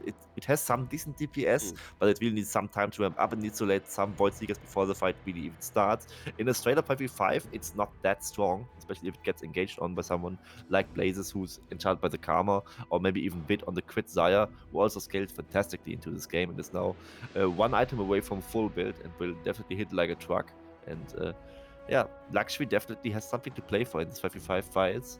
And despite all the scaling inside of GAM, it's not a free win for them at all. I just want to quickly bring something up, which is the fact that Luxury don't actually really have any AP damage. Sure, you've got Shine, but Shine is building Enchanter Karma rather than Magic damage Karma, so there is a little bit lacking there, and Levi building full tank is going to make things a bit trickier, I feel, for the likes of Vit and Blazes.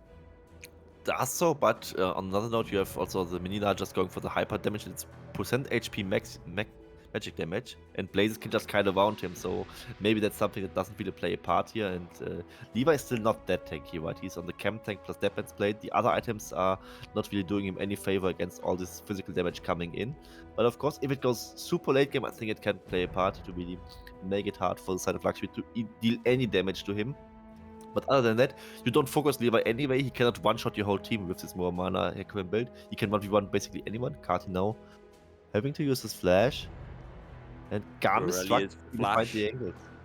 Yeah, they're forced to back away. Luxury now looking for the inner tower. Blazes and Coated just dropping down some damage onto Levi as CBL, Shine and Vit will secure this inner tower. Luxury continue to press forward. Sure, GAM were able to get the Baron buff, but it is still Luxury in control of this game. Quincy, right now, surely you've got to be thinking that this is Luxury's game to lose. I actually don't. I think it should still be GAM's game to lose. Okay. You just need to land one good Void Seeker before a fight and you can fire them off every 5 seconds. I think one event inevitably has to hit on like either Vit or Shine, and then Luxury basically has to back off. This hasn't happened in the recent fights, and Luxury, of course, with the inhibitor down on the side of GAM, also got some map control basically for free, or what they really work for in winning the team fight before the Baron earlier, and them having the failed base raise attempt. Other than that, I think it should still be GAM's game to lose, despite the soul point being on the side of Luxury, GAM being a few K gold ahead, but Luxury definitely playing these fights decently in the recent minutes. And Karti, yeah, he didn't have the last 10 minutes of his life, I would say. There definitely have been better times for him. Vit's been playing so well this game. Blazes has been playing fantastically. Shine's just had a job, which is just to not lose lane and just be a supportive Karma, and has done that fantastically. Coated has made a few misplays. We've seen some bad Gnar ultimates so far, but overall Luxury have been playing it relatively well. We've got a Drake up in 1 minute time, and that could be soul point for Luxury. And if you've got a Mountain Soul against some of those Void Seekers, that would be pretty big. B now looking to go in. Solar Flare drop down. Now there's a teleport as Luxury might be looking to turn this around. Collateral damage taking Carti down to half health. CBL on the run. Kiaya trying to chase down. There will be no more aggression from either side, but that Void Seeker onto Vit. Holy Coronas! Another one. Yeah. It definitely still hurts from those Void Seekers. I mean, the last ones on Shine and Coated weren't really overwhelming in any regard, and maybe now, with the poke being in, GAM goes for the fight. They do go for the fight, and in is a Coated. He can drop down a Gnar ultimate, but who can he find? Absolutely no one. Blazes has already fallen. Now a 5v4. Void Seeker won't land on Coated. That could have been a kill for Carti if it had landed. And now GAM going to siege on to the Inhibitor Tower. The Inhibitor Tower will fall in a 5v4. Surely GAM can't take the game here. They surely can't take the game here. I mean, the wave is very, very thin. Also, Vit can very easily clear it. Also, what I liked from Vit was very much that he cleared the barrels pretty decently in the last skirmish. So otherwise, it would definitely be Kiaya just absolutely bonking all over them. And now this Mountain Break goes for the side of GAM. Some more tankiness in their pockets. And also preventing the Mountain Soul for the side of Luxury, which is the important part, because that Mountain Soul would definitely ruin the fun for Carti and Style, who are on those poke jabits that definitely would struggle against such huge resistances, and also the huge shield coming out from the soul. We're going to get a replay. Baron is up, so as we come out of this replay, we may have a fight. But this is just Blazes and Coated stepping way too far forward. Yeah, Blaze stepping way too far forward, and it's mostly just Levi with the engage, and then the Gangplank really getting to free it in this fight. And with Blazes being down, the DPS also lacking outside of Luxury, and Luxury then struggling to really find an angle in this fight. Of course, Vit still does decent damage, but he doesn't really have the frontline if Coated is mini now, so it's somewhat situational really when he can go for these fights. And now GAM with the free Baron, Inhibitor down in the mid lane, they basically just regained full control of the game. Yeah. That being said, we're 35 minutes in. Practically everyone is now at full build, or one item away. The exception may be B and CBL in the support role, because they don't get that same gold income. And GAM now looking to push in the top lane, looking to take the final inner tower. CBL taking so much damage. Killer Instinct is available for Carti. Void Seeker will not land, and it's as you mentioned, Quincy, if Carti just lands that Void Seeker, all of a sudden the way the fight goes completely changes. Yeah, and they need to be corrected on that one. Actually, that's about a 10-second cooldown, but 3 seconds if it hits. So thanks to Rebel on that one to really correct me there. So basically, just what makes it terrible, right? If you hit one, you can fire another one 3 seconds later. If both hit the carry is just dead, and really Kai'Sa not really being in a position to really be risking her own life, because she can just fire them away from 2 screens away, and there's not really any counterplay for the side of the AD carry, except just sidestepping every single Void Seeker. And if you have to check into a Fog of War or something, that is very much not easy to do. And Vit, he has a great game this time. He had a great game earlier. Really being questioned there if you can manage to do it consistently, because you really don't want to use Gale Force or Flash or Heal to just dodge those Void Seekers, because you really need them for bigger abilities in the game, if I may say so. Because the CC is really what you need to use them for. And GAM now with Baron up, also just not easily can threaten this bot lane here. 2 inhibs down inside of Luxury, and Luxury at some point needs to go for the last stand, I would say, because you can't just let yourself get slowly pushed and sieged in here. They have to make a fight. When do they do it? Coated has no stacks on that Rage, but it's slowly picking up now. This could be the final fight. Blaze is taking so much damage from that one Void Seeker.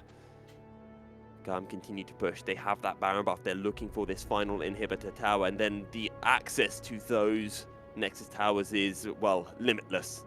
Yeah, it's indeed limitless now. Coated going for the Mega now Rage Bar. That's something we need to keep track of, because while actually has to take a fight, without Mega now they cannot really take a fight, because Minina is really not something you want in those. And yeah, just now, Carti has some free time. He won't get pressured by the side of Luxury, and can just easily just spam his W button and just fish for those Void Seekers.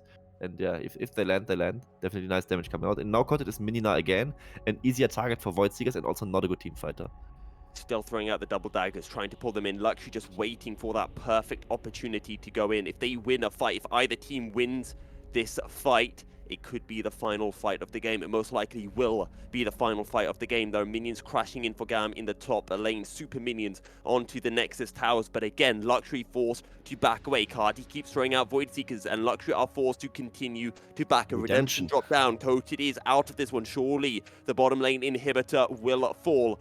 Ki looking for damage with the powder kicks, but unable to find it. Coated now looking for this play. This is it. This is the final fight. But CBL has already fallen. Out comes the bullet time. Coated on practically no health, and Vid is out of this. Gets a tag. Killer instinct comes through, but not enough to be able to pick up the kill. One Nexus tower stands for the side of Luxury. They're looking for the play. Blaze is looking for B. Unable to find it. 5 members still as strong from the side of GAM, and the Guardian's Angel has been procced for Vid. He will fall. Grand entrance. GAM get the kill.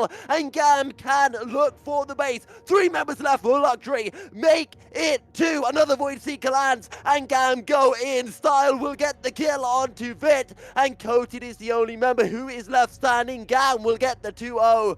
It was shaky, but they pick it up nonetheless. And this is the difference between a team like GAM and a team like Cerberus, like in Buffalo or Team Secret. Even if they have a little bit of trolling in the mid game, they still, at the end of the day, still win those games, no matter how Fiesta they really look like.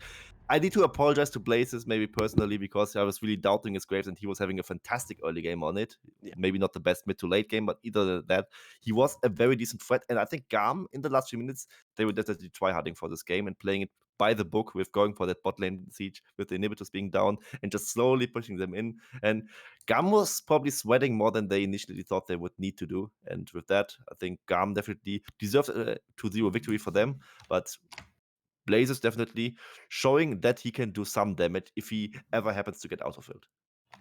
Well, a good performance from both Luxury and GAM, but in the end, it is GAM who take the 2-0 win.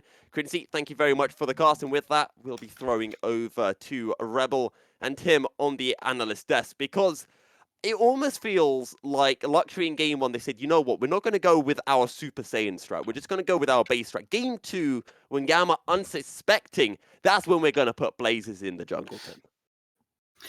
Yeah, I mean, it was a wild ride with Blazes in the jungle, so much stuff happening, and he had a great early game, and I think, as Quincy nicely said, he was falling off a lot towards those mid-game and later stages, got caught out a lot. He didn't really find the usefulness on the Graves, but I feel like that's often the case with jungle Graves, because you have to be so far ahead to be as useful as a lane Graves, because you're down in levels, down in CS and gold usually towards your lane counterpart. So it's usually not that easy to be useful in the later stages. And Rebel, I mean, you said yay for Blaze's jungle. I think that was definitely a yay performance. Blazes, he came out swinging, which was the important part. I think that's something that not a lot of junglers, especially people who haven't really been experienced before, wouldn't actually take the opportunity to do.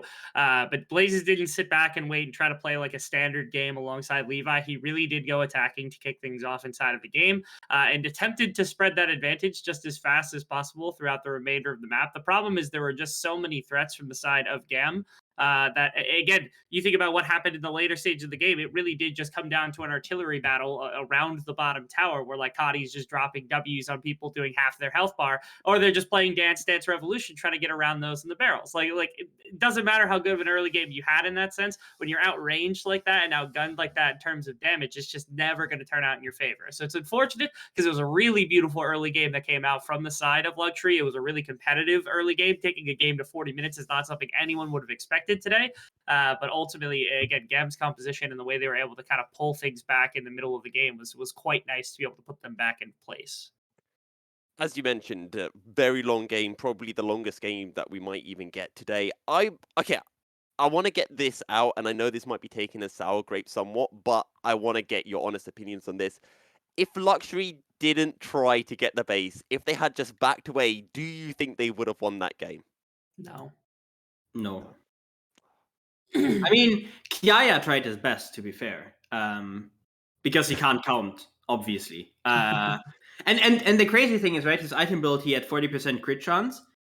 His MF had also built Serpent's Fang. So if he had just talked to his AD carry, one of them would have built Serpent's Fang, and then you build another crit item on your Gangplank, and suddenly you have actually useful IE. It's like, you build 2 Serpent's Fangs, why? Like, just build a crit item, man. Like, how hard can it be to count? Like, you're getting paid for this. This should be a report. Like, they gave like Killer Queen like a 1 series ban for like being toxic in Korean solo queue. Please give this man a ban for 1 series, please. Like it would be so deserved for this. A It- bit it- harsh. It was necessary, I think, from the side of Luxury to finish a game out, and that's why I could respect the decision to attempt to end the game like that. If they don't do it, then again, the problem is you're leaving the door open for GAM to potentially swing the game when again their damage starts to come in. Because at no point did Luxury really hold this massive gold lead. Even at the beginning of the game, I don't think it ever really went past like 2k gold advantage in their favor compared to what GAM was able to kind of stay up with in the other sides of the lane. So even when they're winning, they were still down in gold when they were trying to take the Nexus. So if you don't go for a full blitz right then and right there to kind of capitalize on the entire game, you probably again you still have a gangplank on the other team, and if he's trolling with his build that has decided to go for nonsense, eventually you run into the fact that he just gets a ton of damage. Eventually, Cody gets a bunch of damage, and that you're outranged, and there's not much that you can accomplish. So I can respect them. I think it was the right decision to go for the Nexus pull. I don't think you ever pull off right there, because if you win the game, you get it, and if you don't win the game, then at least you went out swinging, right?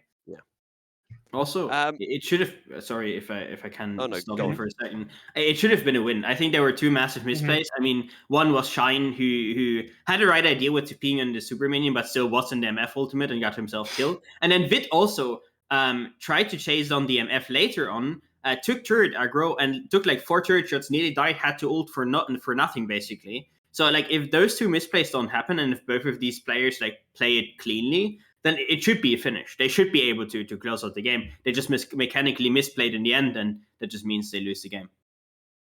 Right, the final thing that I do want to bring up, and I want to focus on Luxury with this, and the reason why I'm doing this is because this game, we saw Luxury with a lead, we saw Luxury dropping the lead, albeit it was against GAM, which I think is a fair enough misplay or a fair enough blip to happen. But when we look back to last week, a Luxury in 2 games against SBTC, they had a huge lead that they threw as well, and this team is showing that they are very good in the early stages of the game, but things are going wrong for them in those mid stages. Do you think that they can make playoffs as they are? Do you think they need to make that one more step up if they want to, win their 3 remaining games?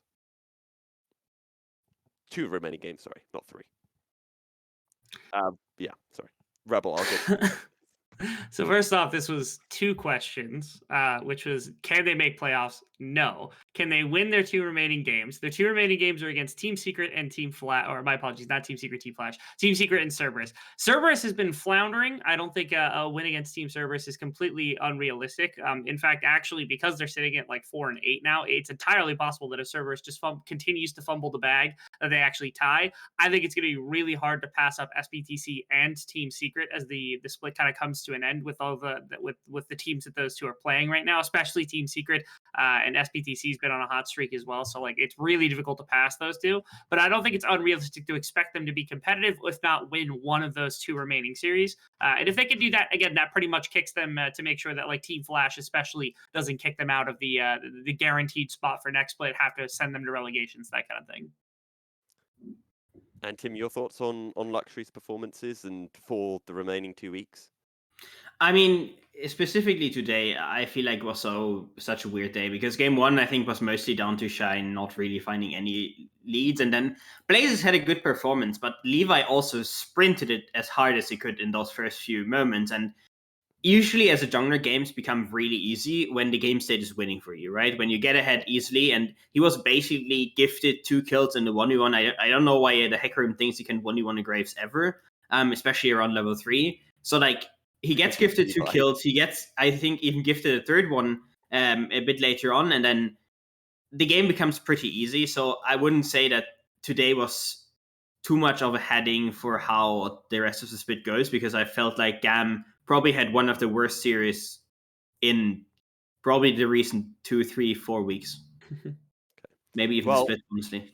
Yes. With that, we'll bring this desk to a close. In the end, it is GAM who take a 2-0 win over Luxury. But that game 2 is probably one of my favorite games that I've seen in a bit of time. Actually, in fact, the Luxury SBTC game from last weekend was quality as well. But with that, we're going to be jumping into a 1-hour break. And then when we return, we'll be getting our 2nd series of the day as Saigon Buffalo take on SE.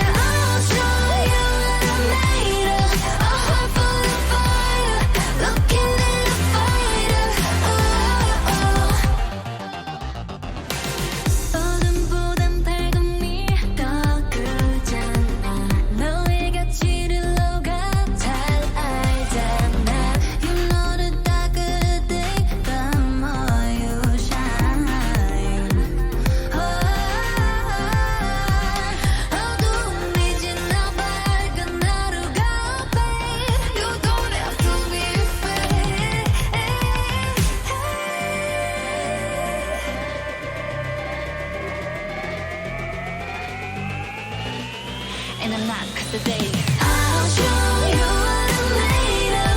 Rise to the occasion. Got fears but no faith. I'll show you a heart full of fire. Looking at the fire. I'll show you what I'm made of. What I'm made of. Yeah. I'll show you what I'm made of.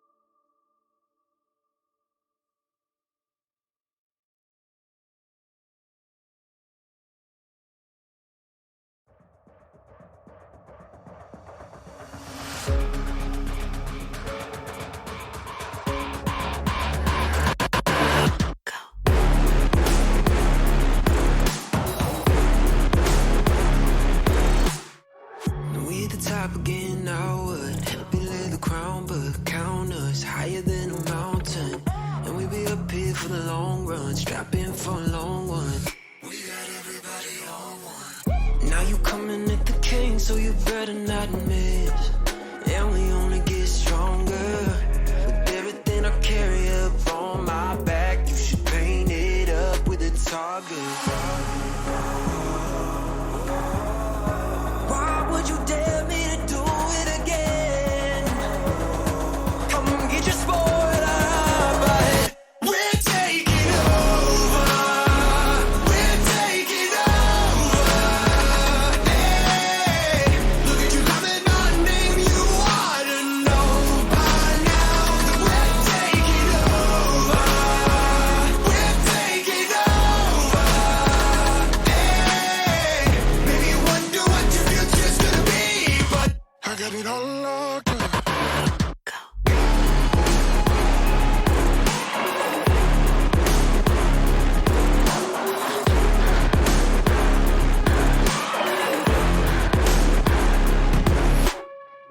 Take a lap now, don't be mad now.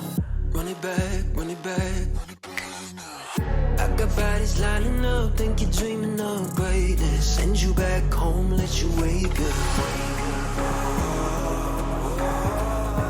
Why would you dare me to do it again? Come get your spoiler, but we're taking over. We're taking over. Hey, look at you coming on, name you ought to know by now that we're taking over. We're taking over. Hey, maybe you wonder what your future's gonna be, but I got it all locked up.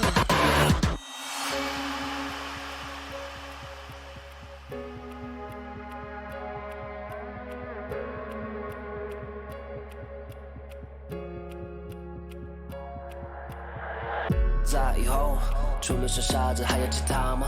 我左右，键盘琵琶在时间滴答着，还不够。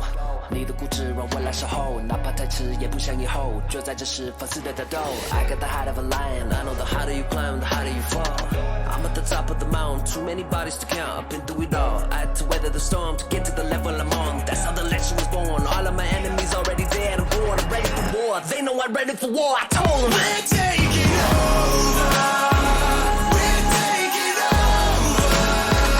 Hey, look at you coming, my name you ought to know by now that we're taking over. Hey, maybe you wonder what your future's gonna be, but I got it all locked up.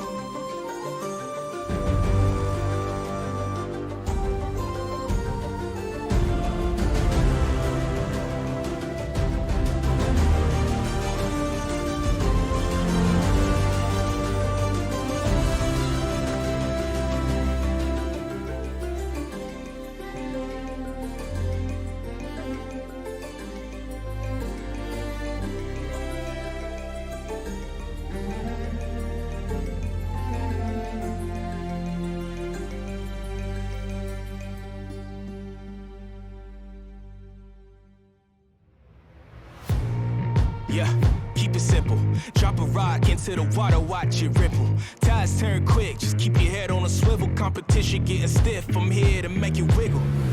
You know me, surround your whole town, make you yell siege. All-star, homie, this the king's speech. You can lock it down, we gon' still preach. Boy, preach. Who's next in line? Can you make that climb? Now is the time, get out of your mind. Raise up the lights, we all here tonight, so let's do it right. Yo, we came here to fight. Who's next in line? Can you make that climb? Now is the time, this world is mine. Raise up the lights, we all here tonight, so let's do it right. Yo, we came here to fight. Boy, you already know I'm the real wonder. Boy, I bring the storm, you gonna feel thunder. So your body count is up there with killmongers. How about you come take a look at some real numbers? Might just double up on you while I still slumber. I'm the living proof, I'm just coming through for the thrill of it.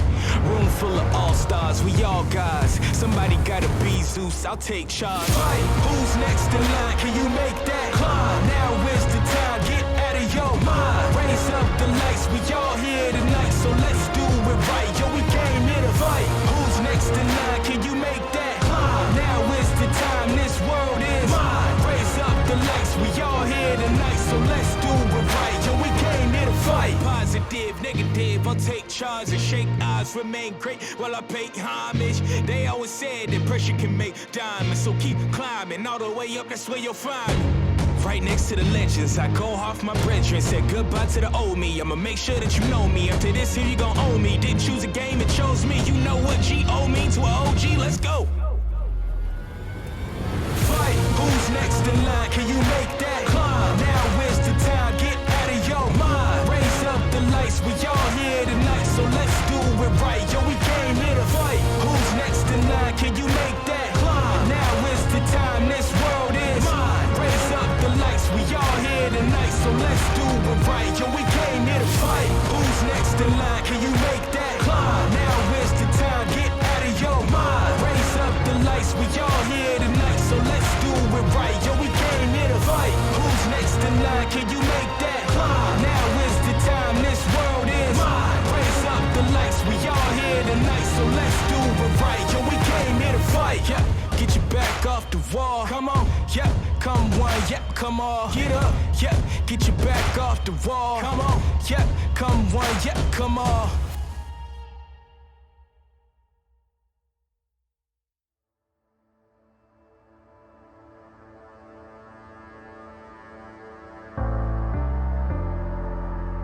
The night beckons while you dream.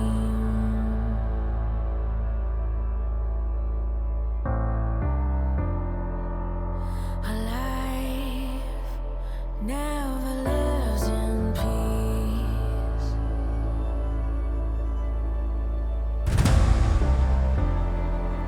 As you stand upon the edge, woven by a single thread, and fate may fall down upon you, while the devil is knocking right at your door.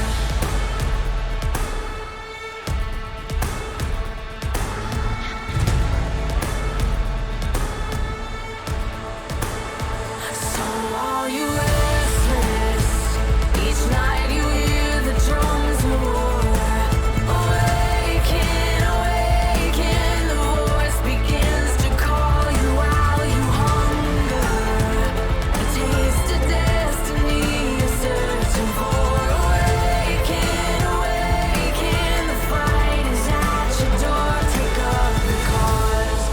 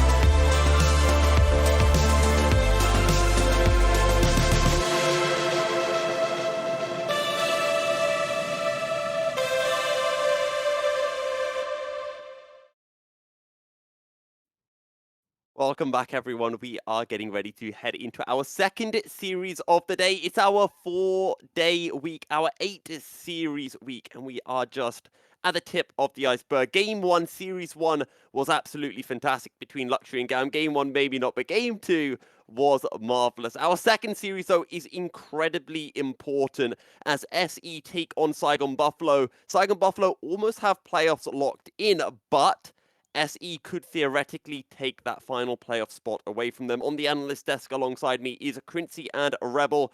Quincy, I'm going to go to you first because SE recently have been looking in decent form. They definitely have. I mean, they're just 2 out Cerberus, which no one of us could have ever predicted, aside from one genius on the analyst desk, who's currently even hosting this desk, by the way. So, shout out goes out to Milky Cereal, I guess, because he has been the genius at the 1% of the time, as we addressed earlier in the green room. Either way of that, Saigon Buffalo, also in the first round robin, dropped a game already to the side of SE. So SE, with them picking up some steam, might have a chance to upset them today. Or is it even really that much of an upset? I mean, they are 2 series down to them, and they are fighting directly for the playoff booth. And they, of course, know if they lose the series today, then they have one enemy less, as in one enemy that already defeated them and already locks players ahead of them. And that's not what they want, of course. And so SE has to fire on all cylinders today.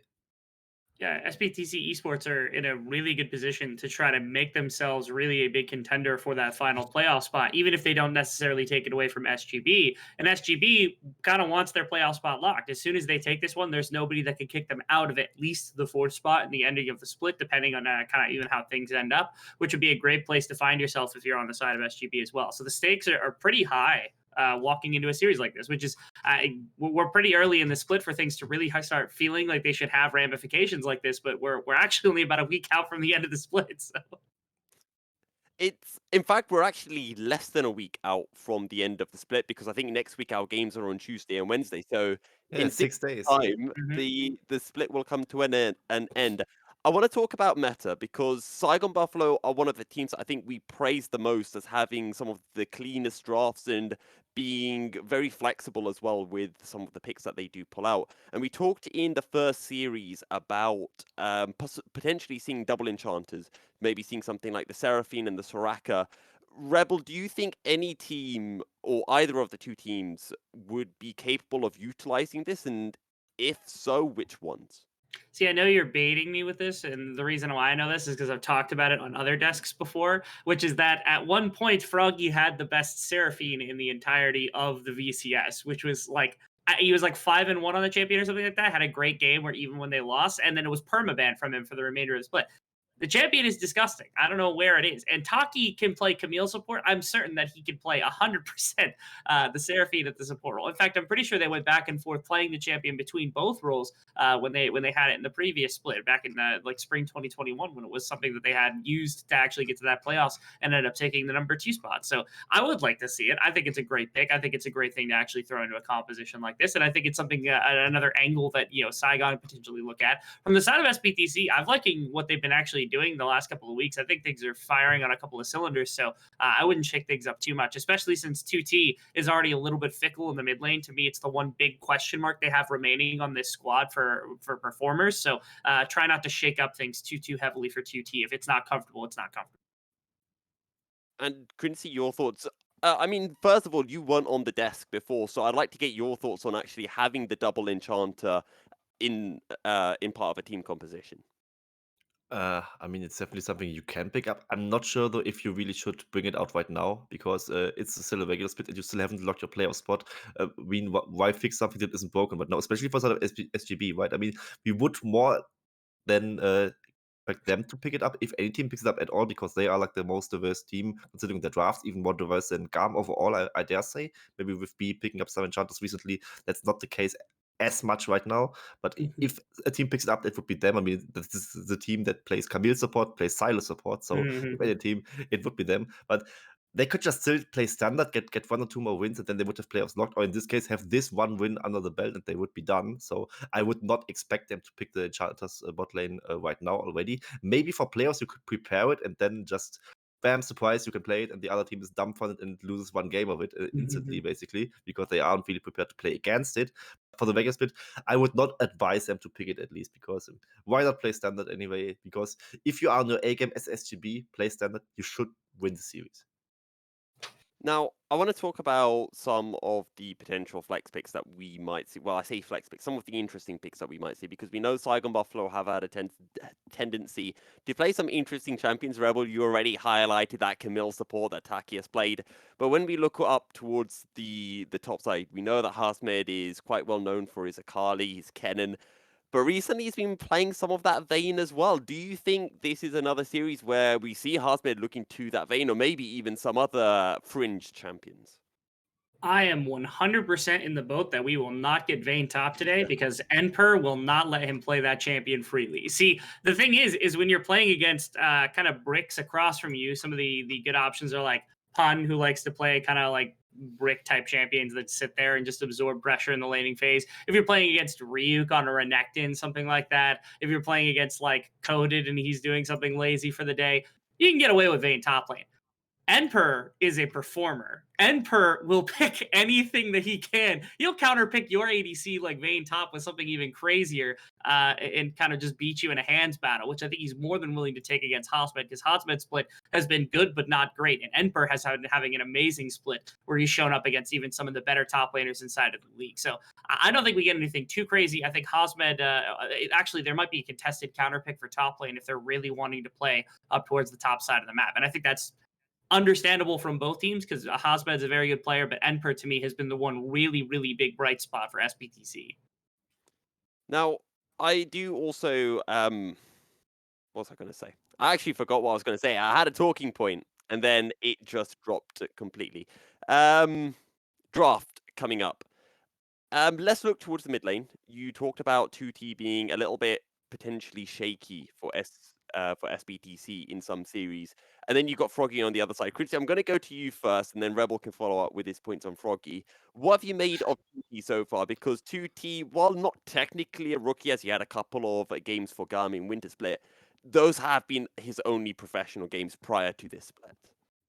It's actually kind of an up and down for the side of 2T. I mean, at first, when he subbed in for GAM in Winter Split, I was like, he actually plays fine. I mean, he's not like outstanding as Kati would be, or, I mean, of course, Kati within GAM, not that outstanding, but he was not looking like he was out of place within GAM and them being just a winning team. And he just played his lanes fine, and then they won the game. That's basically what GAM did in Winter Split with him in the few games he did actually sub in.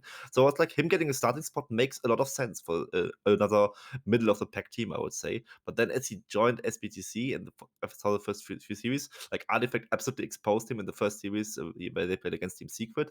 Then later on, he kind of got in the groove and kind of found himself, and was one part also why they bet servers, I believe, because Yada wasn't looking any better than him, which is of course something that is decent if you're just now a rookie, and the reigning champion mid laner doesn't look better than you. But overall, I'd say his performance have been like middling, and I think Froggy is one of the mid laners that would be ready to punish him, because Froggy, on his own regard, I used to flame him a lot in Winter Split, is having a great split so far. He's actually also playing well in the CS department, which we criticized him a lot for. He's playing Veigar, he's playing Vex, he's playing Galio, and has a great impact on the map overall. And normally, map impact is something that like a lot of mid laners can kind of go to. Against 2T, I actually expect 2T to be playing champions that get a little bit more map action. And so what I want to see in a series like this is that if 2T is going to things like Galio or going to like Vex or Rise or Blanket stuff, that's going to be applicable to like just being able to help out around the map. I do not want to see that matched from Froggy. I want to see him beat his ass. I want to see him pick Vel'Koz and poke him down. I want to see him pick Vex and solo kill him in the earlier stages of the game. I want to see him pick Silas and go crazy inside of games like this. Do not let 2T sit in the laning phase and just do what you want, because Yado let that happen in their previous series against Cerberus. Not the best thing, because even when you're punishing him, like, it just doesn't matter, because you just to sit there and farm up. Don't let him do that. Pick something that's going to abuse him in the laning phase. Let the rookie know who's actually the boss here.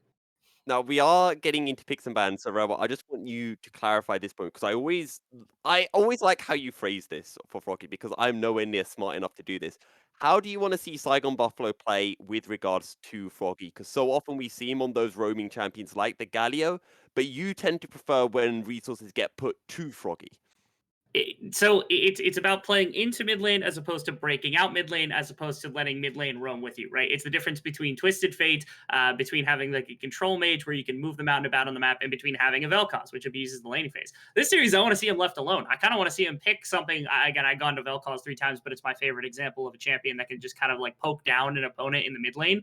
Let him do that the entire game, and I think really heavily Saigon needs to put resources towards the side lanes, setting up Shogun for success. And I already talked about how I think Emperor is the X factor for SBTC that's really kind of separating them from the pack of a lot of these bottom teams and has gotten them back into a position to strike for playoffs. Well, that Camille has been banned away from Empire as one of his 2 most played champions this split, the other one being the Tryndamere. Quincy, do you think that we potentially see that Tryndamere coming through? And if we do you think it's going to be saved for R5 or picked fairly early on in the draft? I think you would, if it would be picked, I would expect it as an R5 pick for the side of SBTC. So because we have seen Emperor played, I don't think you want to pick it earlier, because then Husband just pops out the vein and maybe even just destroys you in that matchup, and the tournament wouldn't have really any sort of fun. Otherwise, I could see it as a R5 counter pick into something like the Jace that would maybe come out for Husband, where you suffer a little bit in the early game, but eventually will outscale and just run him down. And Husband, of course, not that much of an unlikely pick. To pick up the Jace. So Viego first pick something that is really surprising me a little bit. But I also want to touch out the point that Rebel does not want on with the Vel'Koz for Froggy. I want to see more of it as well, but he only played it once this whole split. Why is that the case? I just want him to abuse his mid influence as well, but so far he just doesn't do those things much.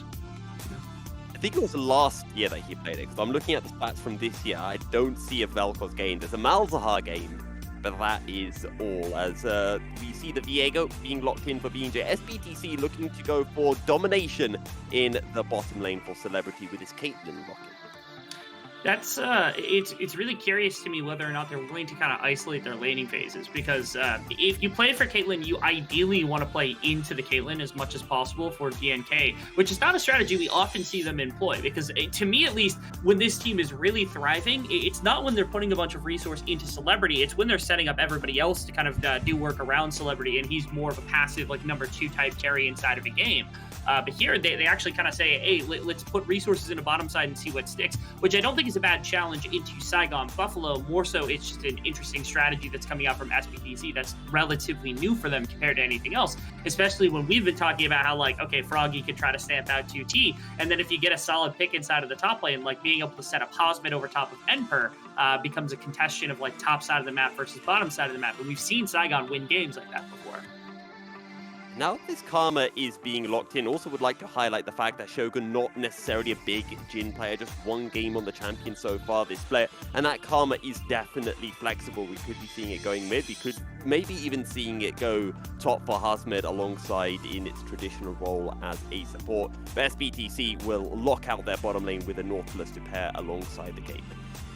And I don't hate the Jhin yet, is what I want to say, because it's Jhin with Karma and it's Jhin against Caitlyn. It makes some sort of sense to really stabilize the early game there and not have the Caitlyn just win the lane for free, basically. It really depends on the performance of Palette on the Nautilus. And also, you have already a strong DPS champion in the Viego in the top side that can somehow like nullify the lack of DPS that the Jhin would have. So I don't hate it yet, depending on what Saigon Buffalo wants out the draft. I will maybe hate it later on, but so far it's definitely something they could go for. Now I just want Froggy's pick and also the pick for Husband to not lack the damage. I don't want them to like go for Galio again or something. If they don't do that, I think they should be fine. Maybe also Syndra with the pick I really would dislike here, because then you also have the lack of DPS problem maybe, but depending on what Husband picks up, it could still be fine. But Ven is also taken away, so that other magic damage DPS option is also gone for him. So I really wonder what they are going for. Jace would still be open for them, but they would really need to ban away those counters, and Tryndamere would still be open. I'm going to have an opinion about the Caitlyn that's going to be really complex, so I can't wait to share that at the end of the draft. But I first want to get an opinion and kind of iron it out by the end of the draft to see exactly where they're going with things right now. The Akali is still available for a topside matchup. I don't know that SBTC takes it, because I feel like it's got to go to Emperor, because I don't think 2T... I wouldn't want 2T on Akali personally. That's my personal opinion. But giving it over to Saigon, flexing it between Froggy and Hosmed could also be problematic if you happen to have something else that could fit between the 2 lanes. So I don't think it's unreasonable for them to just snag it away. To me, though, this reveals your top lane matchup. I really doubt they give it to 2T. I feel like it's really hard for 2T to win a matchup in a melee versus Froggy, who's actually had an outstanding kind of laning phase in a number of different games here. If you take that challenge, I don't think it's one that SBTC wins, but it does net you overall counter pick that comes in for Emperor, which would be nice in this situation. Lock it in, Shogun. I wanted the double enchanter, but it's the TF and the Jace, so it will be Karma going into the support role. So in the end, it turns out the Karma wasn't a true flex pick, but we've got that Twisted Fate, and it's kind of ironic considering, Rebel, that you were bringing up the whole idea of that TF when talking about the Froggy playstyles. They must disagree with me, at least in this particular sense. It's more interesting also because if they do flex Akali in the mid lane, I think it's really hard for TF to kind of express anything, so it really just becomes a roaming champion. And I'm not shocked at all to see them actually go to this, because they're like, okay, now we get our counter pick. I don't have faith that 2T is going to win, but now he doesn't really have to play that aggressive of a game. He can play a very kind of laid-back game as long as SPTC can kind of thwart that Froggy's ability to affect the map with this champion. I'm really liking this Irelia hover right now. Gritzy and it is locked in. So my question for you is, we have two very skill-expressive champions in the solo lanes. Which player do you want to see on which champion? I want to see Emperor on the Irelia and 2T on the Akali, actually. Just because the matchup makes more sense. I mean, they could, of course, also swap like lanes between each other with like 2T going top lane on the Irelia and the Akali being mid lane for Emperor. But I would advise against that. Like, don't throw yourself off comfort that much. Irelia, great matchup against the Jace. Akali into TF, it's actually something. I mean, they pick the TF into the Akali. The Destiny can reveal Akali within the Shroud. You can goal cut her pretty easily out. I do fear on the side of Saigon Buffalo two things. One is, of course, the lack of damage in the magic damage department, because TF is not really that high in the department on its own, and Karma as a support won't provide much. And the other is just Jace getting mauled away by the Irelia in the side lane if it goes late in the game. So Saigon Buffalo needs to survive the Caitlyn early game dominance phase, but then also not wait too long to snowball on their own, because Irelia will get absolutely unstoppable if they are not fast enough. Now, I want to get your predictions for this game, and I'm going to lead it with a statistic. That SBTC have not lost a single game when DNK has been playing Lee Sin or Viego. Okay. Rebel, your thoughts on this game? It's really hard for me to not like what SPTC is doing here. I do feel like Froggy with the Twisted Fate actually will make a lot more noise than expected, and it's up to him and BJ to be able to affect side lanes positively. We set up the Jace wanting to get ahead and not fall behind, but I'm going to predict number one for SPTC. Quincy? I think SGB will be fine. I think they will win this game. Mostly just not because of draft, because the draft of is always very good for the side of SPTC, but I don't trust 2T Akali that much as well. And I think skill-wise, SGB has a slight edge, so I think they take it.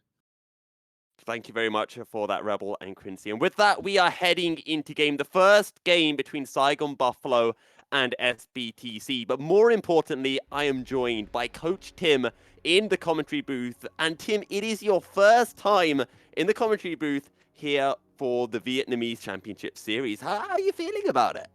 I'm feeling good. I mean, I was a bit excited maybe to see the first invade immediately going into this first game, but it is Emperor backing off, and I'm excited. Also, I'm already starting it off great, because I'm already gonna tell my analysts that I actually like Saigon Buffalo's team comp a bit more.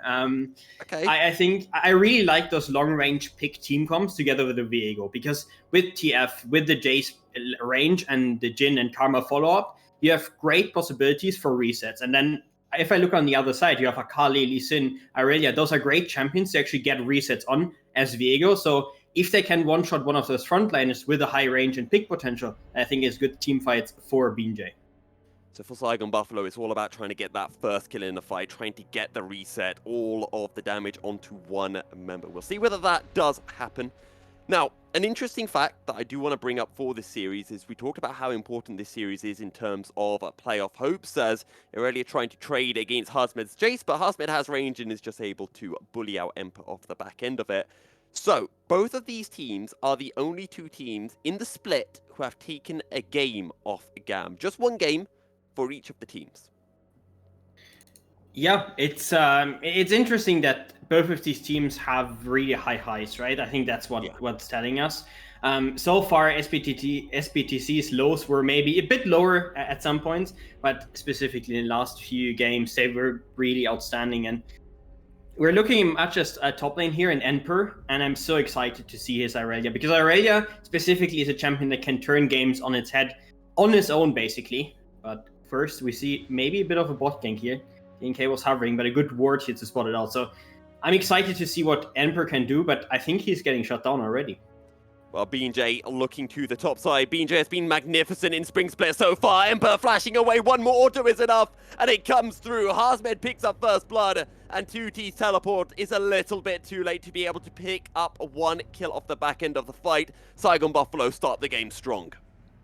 Yeah, but I actually really do like the TP from Akali, because there's a chance that he gets a trade kill, of course, but really just means he gets to take the top wave, and then Emperor immediately TPs mid lane with his low death cooldown and just takes mid wave. And in the first place, I think both matchups into TF, of course, are good matchups, so I think they can even keep this lane state for a bit and just wait out until they have a good window to swap back and then see where that leads them. So overall, TP didn't really lose anything much. But of course, with DNK's gank and bot, they're not really working. It's a small lead here for Saigon Buffalo. The thing that we have to remember as well is that with SBTC using up 2 of their teleports, now Saigon Buffalo have 2 teleports available. And yes, there have been the changes to teleport, which means you can't make those aggressive TP plays down in bot, but it could still be a useful asset for Saigon Buffalo. And as I say that, Harsmed teleports back into the top lane. Yeah, I mean, it is to be expected. Those early TPs, as you said, did get nerfed and did get changed, so mostly just used to get back to lane quickly. Froggy will probably use one as well. I mean, he doesn't have to at this moment because his wave is actually pushed out, but often we still see it just for tempo, because that first TP is just not really worth anything, since you don't really want to keep the TP on cooldown until minute 14. Now, during the analyst desk, we talked about quite a few players. Specifically, one was Enpers. We see a good dredge line in the bottom lane. Taki taken down rather low, and Saigon Buffalo will get a fair bit of return damage onto Palette, and the Ignite is ticking down. Shogun has to reload. Celebrity can't get the kill onto Taki. Good 90 caliber net into the Piltover Peacemaker, and I think it's SEU come out of this trade on top. And top lane again from DNK. But again, he's thwarted. Again, he can't really do anything, and Emperor is taking so much damage on the back end. So good trade here from Harsmed, who's really playing on the edge. And there we see what Karma into Nautilus can do, because Karma, with her Empowered W, can just tank the damage from both Caitlyn and Nautilus and then just turn it back. And in the end, I think it went fine for both sides, but that can be really risky if Jhin has a bit more damage to his name. Emperor misses the flawless duet. Oh, he eats the Empowered Shock Blast. Froggy is looking here as well, but DNK to the rescue. This will keep Emperor safe under his tower, and DNK will assist Emperor in clearing out his minion wave. Harsmed goes in under tower to find Darth Mind. So much side steps on the wild cards, and Emperor survives. That was risky, that was greedy, but Emperor doesn't get punished. Yeah, but right now, SBTC has a huge problem. They have 3 losing lanes into Saigon's draft. We can see they're getting pushed in on every single lane, which meant that they went for a top lane play with numbers advantage because mid lane couldn't move. 2T was still standing under his turret. On the other side, BJ could also take the Drake with the bot lane priority. So they actually have the ability to force on both sides of the map simultaneously, and that's a huge advantage. We have to see how that continues, because if SGB actually gets more priority, especially out of mid lane, especially out of Froggy, that can be really risky for SBTC to play further on. Over a 1,000 goal lead for the side of Saigon Buffalo, 6.5 minutes into this game, which brings me on to what I think is actually one of the most important points coming into the series, and it's something that we couldn't discuss during the analyst desk, which is the fact that SBTC have had a common habit recently of falling behind in the early stages of the game. We saw it in both of their games against Cerberus, where Cerberus got something ridiculous like an 8,000 goal lead. SBTC were able to turn it around. We saw it in their series against Luxury, and now a 3-man gank on the top side. The Destiny available for Froggy, and instantly it opens up the map for Saigon Buffalo, and they get a second kill of the game onto Emperor's Irelia. Yeah, and Milky, I think they have to do it in this game once again. They're falling behind further and further. That mid lane priority is really hurting, and we can see the TF is even ahead in CS plus his passive, so he is also sitting on a lot of gold, which means if he gets an early Everfrost, that can be really, really hard to deal with, because it's just extras to see. It's basically, I mean, not really point and click, but it should be more than point and click as a spell. It's really easy to hit. So overall, very easy. And we see the execution up here. It's just nothing Emperor can do. He can't escape this. And it's just another kill over to Hazmet, who is dominating this laning phase so far. And I think it was in the series against... It was either Cerberus or Luxury. I believe it was the Cerberus series where they kept on focusing Emperor time after time again, but eventually he was able to get back into this game. And when we look at these two teams and we think about players' performances back in the winter split, I think these two teams have most of the players who have improved dramatically from winter to spring. A hook almost under tower onto Taki, a lot of damage, and the final auto is a headshot, and Taki shot in the head will fall. And it's going to be on Celebrity to tank a lot of these shots, but that fourth shot is going to be big. Doesn't find any members of the SE bottom lane as 2T looks for the play onto Froggy. I don't think he landed the Shuriken flip, and Froggy will end up picking up the kill onto 2T. And in top lane, a dive onto Hazmet. They've got the slow, flawless duet land, Sonic Wave into Resonating Strike. Emperor will Blade Surge his way out of the tower, but now BJ making his way up. We talk about Does not have ultimate. Of the reset, but as you mentioned, he doesn't have an ultimate available. He's going to do a fair bit of work onto DNK.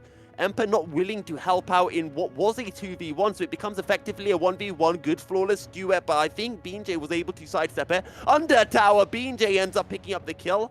Taki would be greedy to go for anything further, but Saigon Buffalo just get another kill. BJ playing it fantastically well.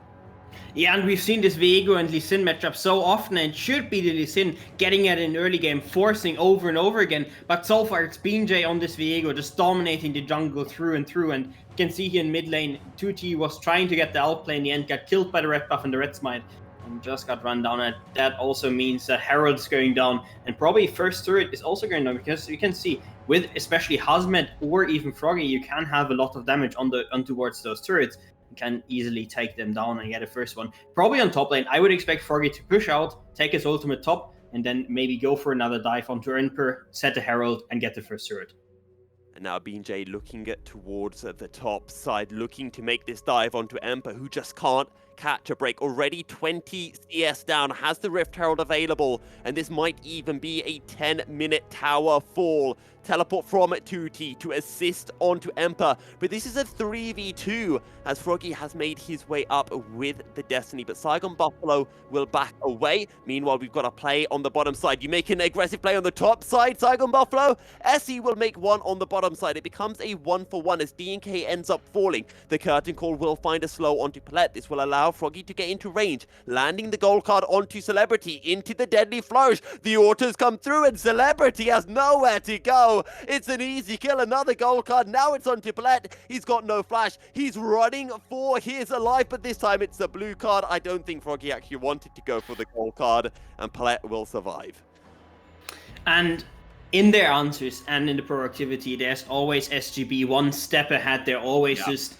It feels like they're always forcing the plays and never getting counted on. And here we see the first real play forced by DNK immediately goes wrong. Immediately he gets run down, and then bot lane turret also falls in continuation. Emperor top lane. Emperor's flashing in, lands a flawless duet. He wants his revenge, and he will get it. You know what they say, once the Aurelia has a Vampiric Scepter, it's already at full build.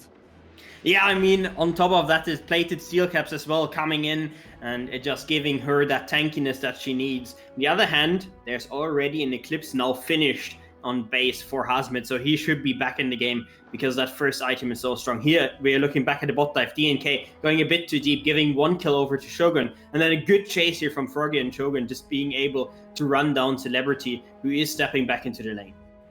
Yeah, and it was that step back into the lane that really threw it for Celebrity. In the picture-in-picture, we can see SE being able to pick up the Drake, the second Drake of the game. But I really just want to highlight it, not just as a reminder to ourselves, but as a reminder to our viewers in chat. Do not get baited by the fact that SE are down in gold. Yes, it is a very tricky position. Yes, you'd have to be crazy to say that Saigon Buffalo are not dominating this game, but we have seen SE in this situation before. We have seen them come back, and that's not necessarily to say that they will come back, but it's to keep yourself aware of the possibility that it could happen. Yeah, but I also feel like it's so hard to get back into the team comp of Saigon Buffalo. They have so much range, so much potential to just pick you off every time you step and try to force any play. TF is such a hard champion. It's a basically useless champion if the TF and his team fall behind. But if you get ahead, it's an absolute monster on the map, and there's nothing you can really do. And the same is kind of true for Jin, for Karma. All of these champions are absolute monsters if you get ahead in the game. But Emperor could be the small hope here for SBTC, because he just won that 1v1 into Hazmat, and that shouldn't really happen if you shut him down this hard. And that's what Saigon Buffalo tried to do. They tried to shut down Emperor Zirelli, and BJ did that fantastically well. And the point that I was trying to bring up earlier was how the performances of some of the players in the VCS have shifted from winter to spring. And I think on SE and Saigon Buffalo, there are a couple of players who really show that. I think Emperor was average in winter, maybe a bit below average. He improved a lot. Palette is night and day compared to winter. Yeah. I think DNK has had so many more highs as well. But Saigon Buffalo, BJ and Froggy have been looking like the masters that we saw in spring. Masters that I never got to see. So I only got to see their performances in winter, and I thought, what's all the hype about BJ and Froggy? These guys aren't good. But here in spring, they have been phenomenal. Yeah, I looked back because Farm was such a big thing for Froggy in that winter split, and I looked, he had average 7.2. That has improved to 7.8 CS a minute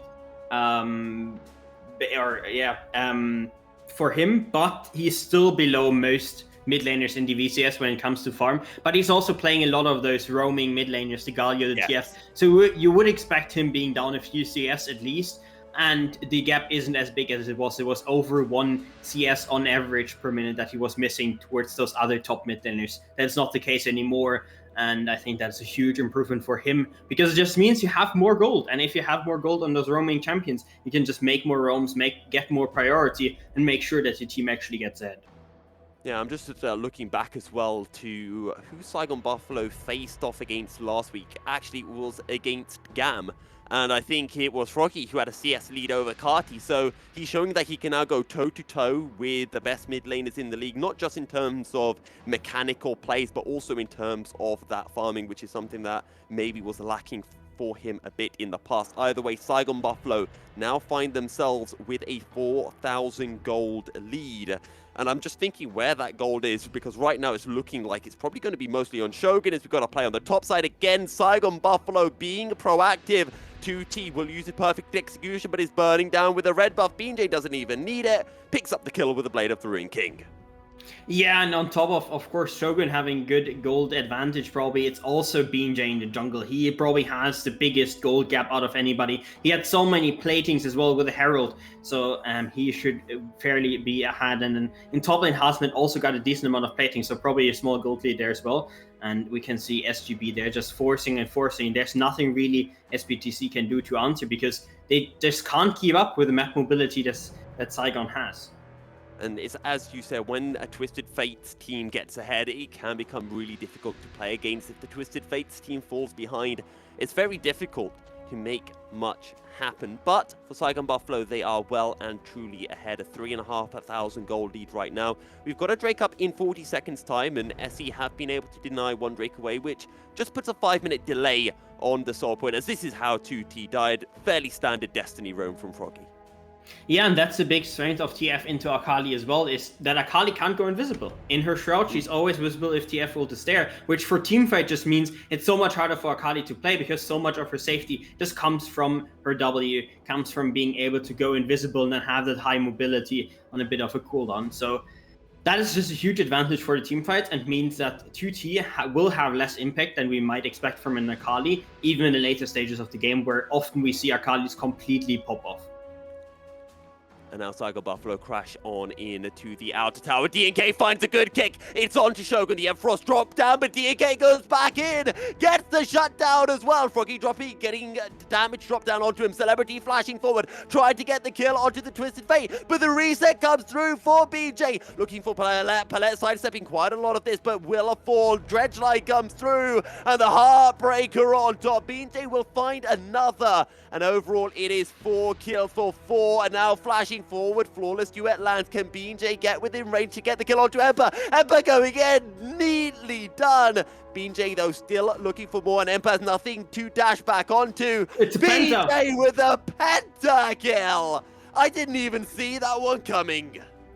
I mean, honestly, this guy on Viego is just absolutely illegal. It's if I think of BJ, I think of his Viego, and he's showing it again. And it's so easy for them to get resets. We saw it again and again. The Akali died really quickly in the CC, and then just great reset for BJ. All these champions are so good for him to reset on. The Akali, the Nautilus, the Lee Sin, so much mobility, so much CC to set him up. But I do want to highlight the fact that SE got so close, and here's how the fight all went down. Yeah, we saw first good kick, but then also good flash from Shogun to buy a little bit more time to bait 2T deeper in, and here we see BJ getting the first reset, then going on towards Palette, sadly missing his E on the Akali, but still getting reset, then being able to run down Celebrity, and in the end, Emperor tried his best to escape, but there was nothing he could do. It was just in the 1v1, he had too little HP to actually do anything against this Viego.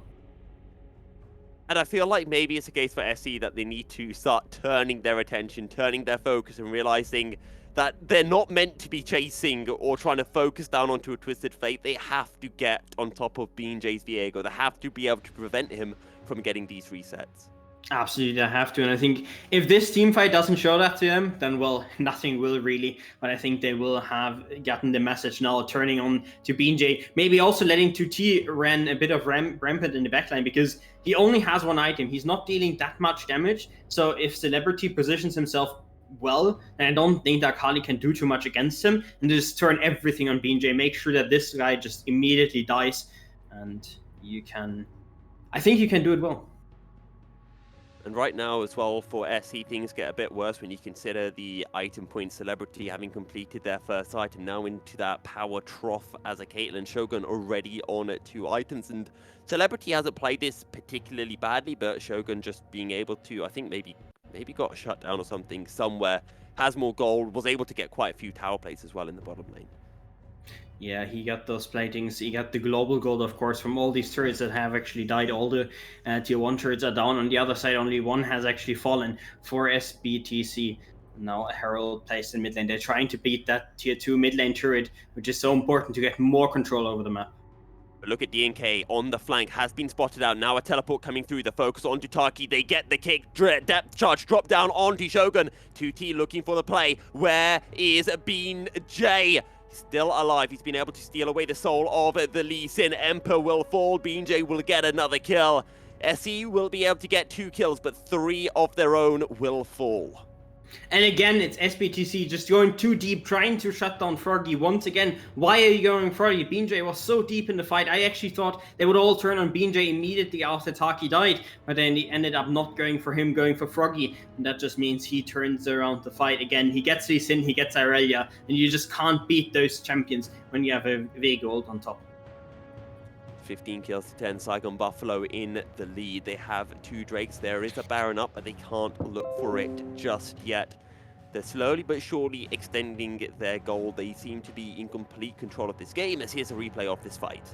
Yeah, and we can see Taki is dying really quickly. And now look at Emperor. He's not turning on BJ. He's actually going for the backline, which I think he has to be turning onto BJ as well. He's one of the main damage dealers for his team, and he can actually tank a decent amount as well. And when the other members are hitting him, he goes deep, and that just means BJ does not die, and BJ can just clean up the fight. And it's all about this Viego now. There's so much setup for him, so much CC, so much long-range damage. Just support him getting those resets, and we always have to have our eyes peeled on him, because if somebody is carrying the team fight for Saigon Buffalo, then it's going to be him. And on the other side, I think it has to be Emperor and Celebrity stepping up, making sure that BJ gets shut down with the CC that Palette brings. And I fully understand what you're saying about Emperor looking towards the backline, but I want to switch that focus. And I know I've been praising Palette in recent weeks about how much he has improved from Winter Split, but these depth charges have been focused towards the backline. So my question is, with Palette having dropped down the ult onto the backline, instead of having dropped it down onto BJ, instead of having got the CC onto BJ, as now there is a curtain call, it will get the slow onto Palette, who is trying to dredge line his way out to safety. Taki looking for a play.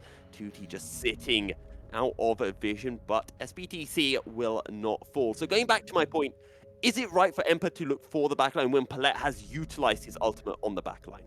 I mean, probably yes, but it's a team decision, right? You have to communicate that before you have to communicate, okay, if we get any kind of catch, we're going to turn immediately onto BJ. It's still a melee champion. He still has to go really deep, as we see Emperor going in bot lane.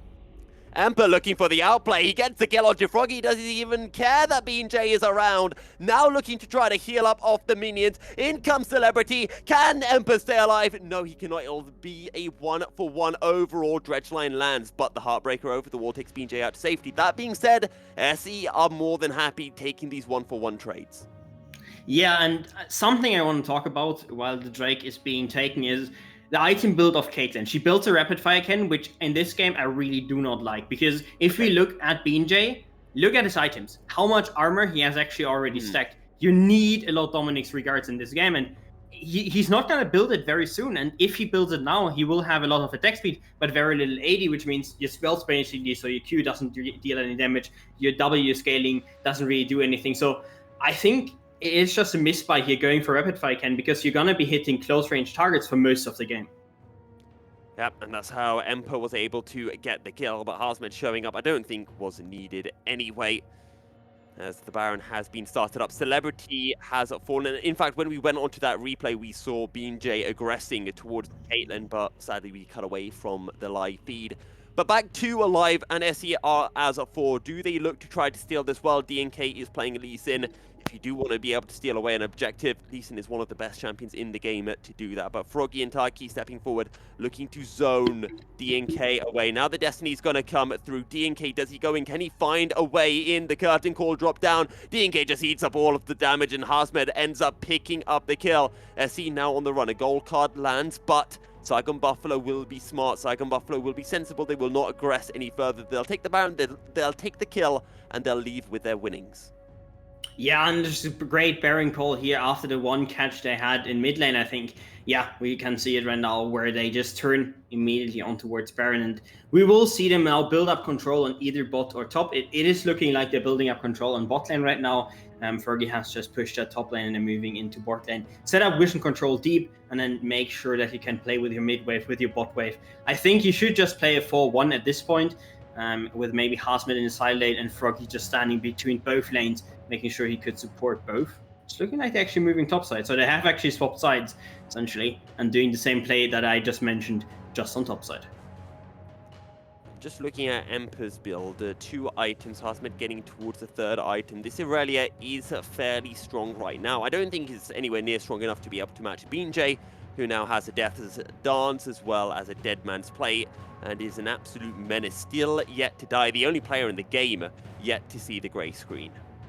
Yeah, that's often something we do not see for Viego players, because they go pretty squishy item builds, but I really like his item build in this game. Death Stance with Dead Man's Play. He knows that most of the damage is coming from AD sources. The Akali really doesn't have any damage for him right now. So I really like his item build, just making sure that neither Celebrity nor Emperor can really touch him in those upcoming team fights. And that just means he is a frontline threat and still can one-shot all in your team, which is basically all you want to have, right? Is a person that cannot die and kills everybody. That's the perfect champion right there. I think that's a pretty cool thing to have on your team. I'd definitely take that. I mean, you don't even need to have anyone else on your team. Just have that one person, really. Just have 5 Viegos, honestly.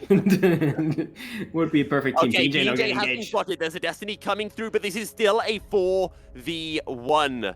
But BJ able to jump over the wall. This is some of that movability that Saigon Buffalo have available. Now teleporting to the top lane.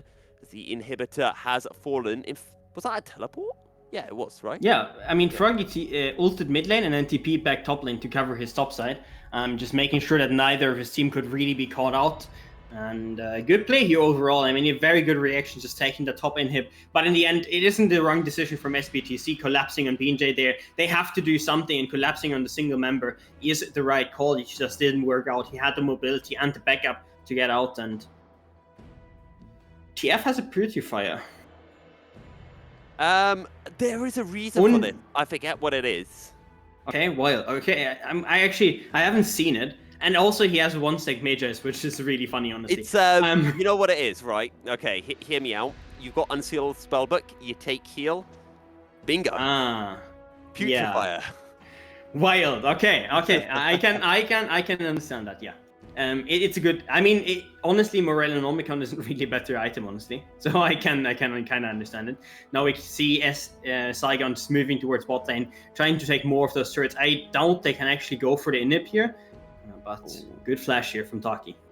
Yeah, the Hex Flash dredge line from Palette. Taki will avoid it, but Emperor going in. He lands the Vanguard's edge, looks to make the play. Taki will fall. Dredge line onto BJ. BJ goes golden. This will buy him some time, but as soon as he comes out of stasis, the focus will be dropped down again. He can't steal away the soul. BJ is dead, and SBTC can take the fight. Flawless Duet or Deadly Flourish will land. Will be able to get the CC. Saigon Buffalo continue to push. DNK and Celebrity on the run.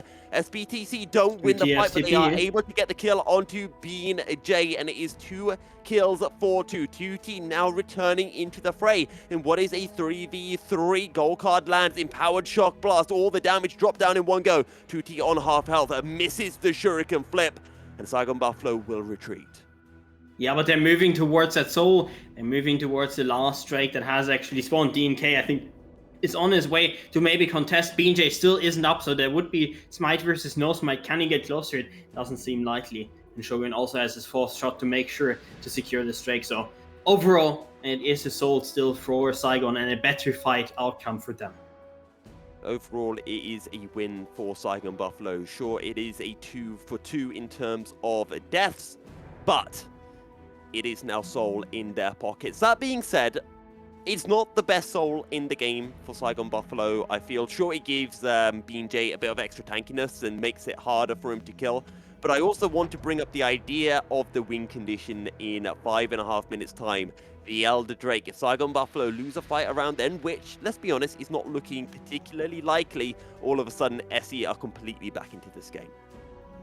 Did you just use irony that I didn't get, or do you actually think Mountain Soul is bad? That's a big question here. So, okay, I started off thinking, it's not that good. Then I realized, wait, you want to be able to kill the BJ, and now he's got a Mountain Soul. This is actually not very good at all.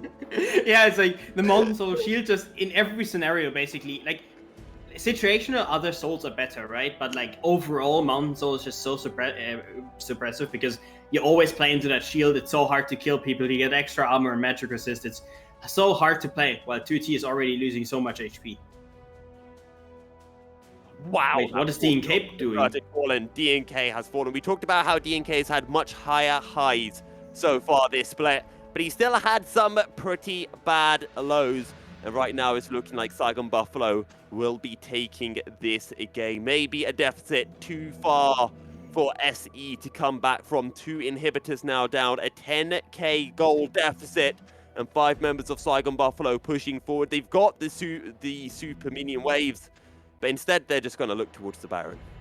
Yeah, I think it's the right call. You don't have to overextend here. You don't have to run into some random AoE combo that just runs you down. Just take the free Nash. You have 2 inhibs, take the 3rd one with it, and then the game is essentially over. There's not much wave clear on the side of SBTC, so they will have to really fight at a disadvantage here. It is basically done and dusted. I mean, I don't really see a chance here for SBTC to come back. It has to be a throw from Saigon, and it has to probably be one from BJ. He has to run it down for there to be any chance for SBTC to win this game at this point. Now, if this was a restaurant, if League of Legends was a restaurant, right now, Saigon Buffalo, they have prepared the ultimate gourmet meal. All they have to do is hand the food to the waiter and hope that he can take it to the person's table without dropping it. That's it. That's basically what they have to do here. It's pretty accurate. It's really hard to throw this game away, I think.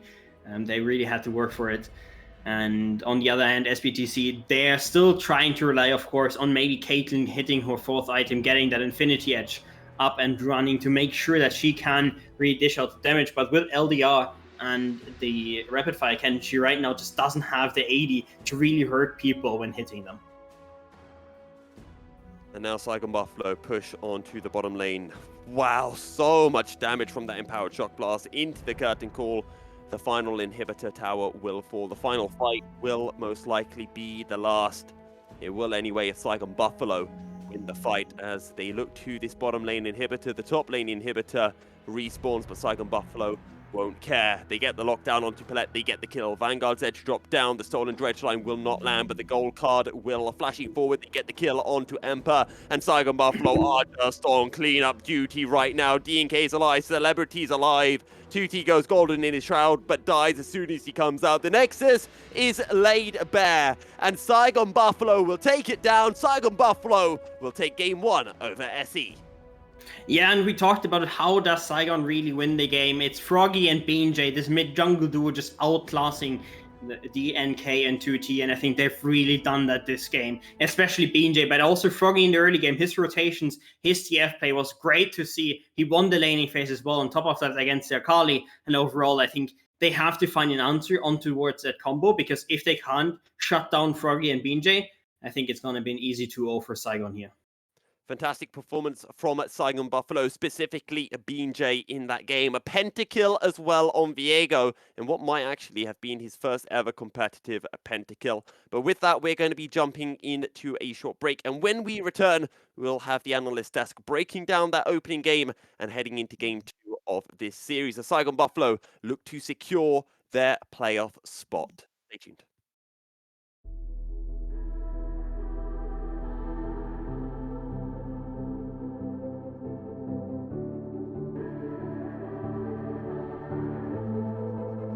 Legends never die when the world is calling you.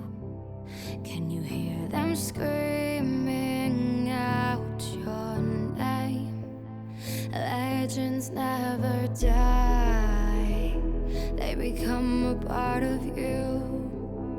Every time you bleed for reaching greatness, relentless, you survive.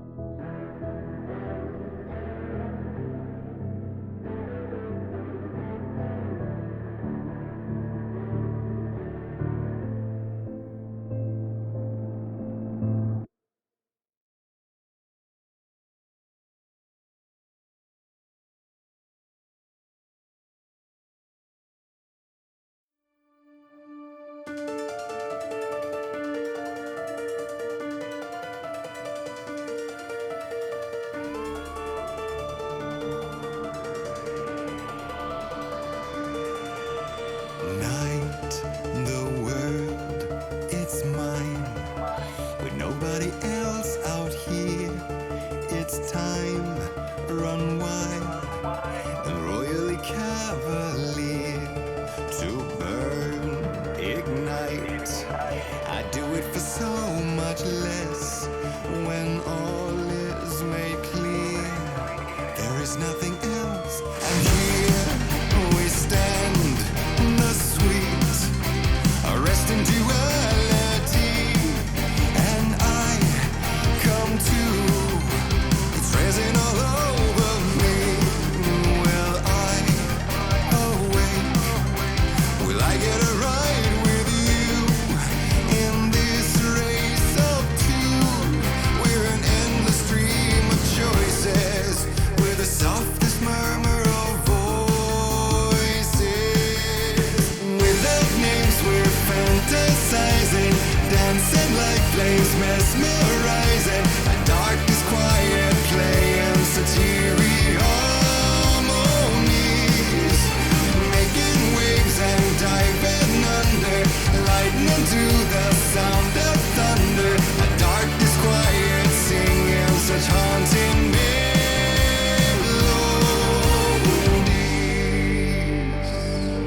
So white, so still, so bright. It's almost too painful now. I'm ready to fight, to run from the light. And here now comes the sweet, corrupting reality.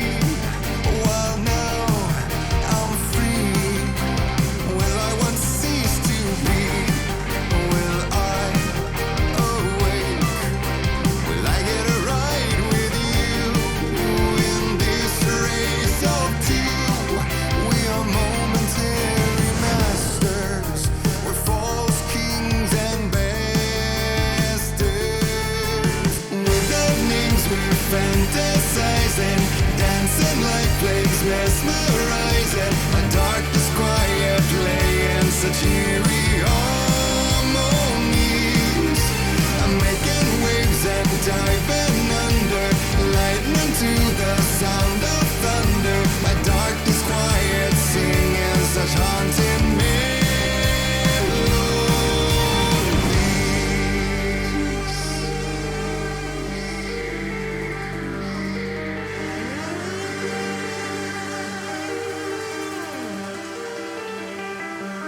We are marionettes by strings animated, yet like lovers of strings liberated. We are marionettes by strings animated, yet like lovers of strings liberated.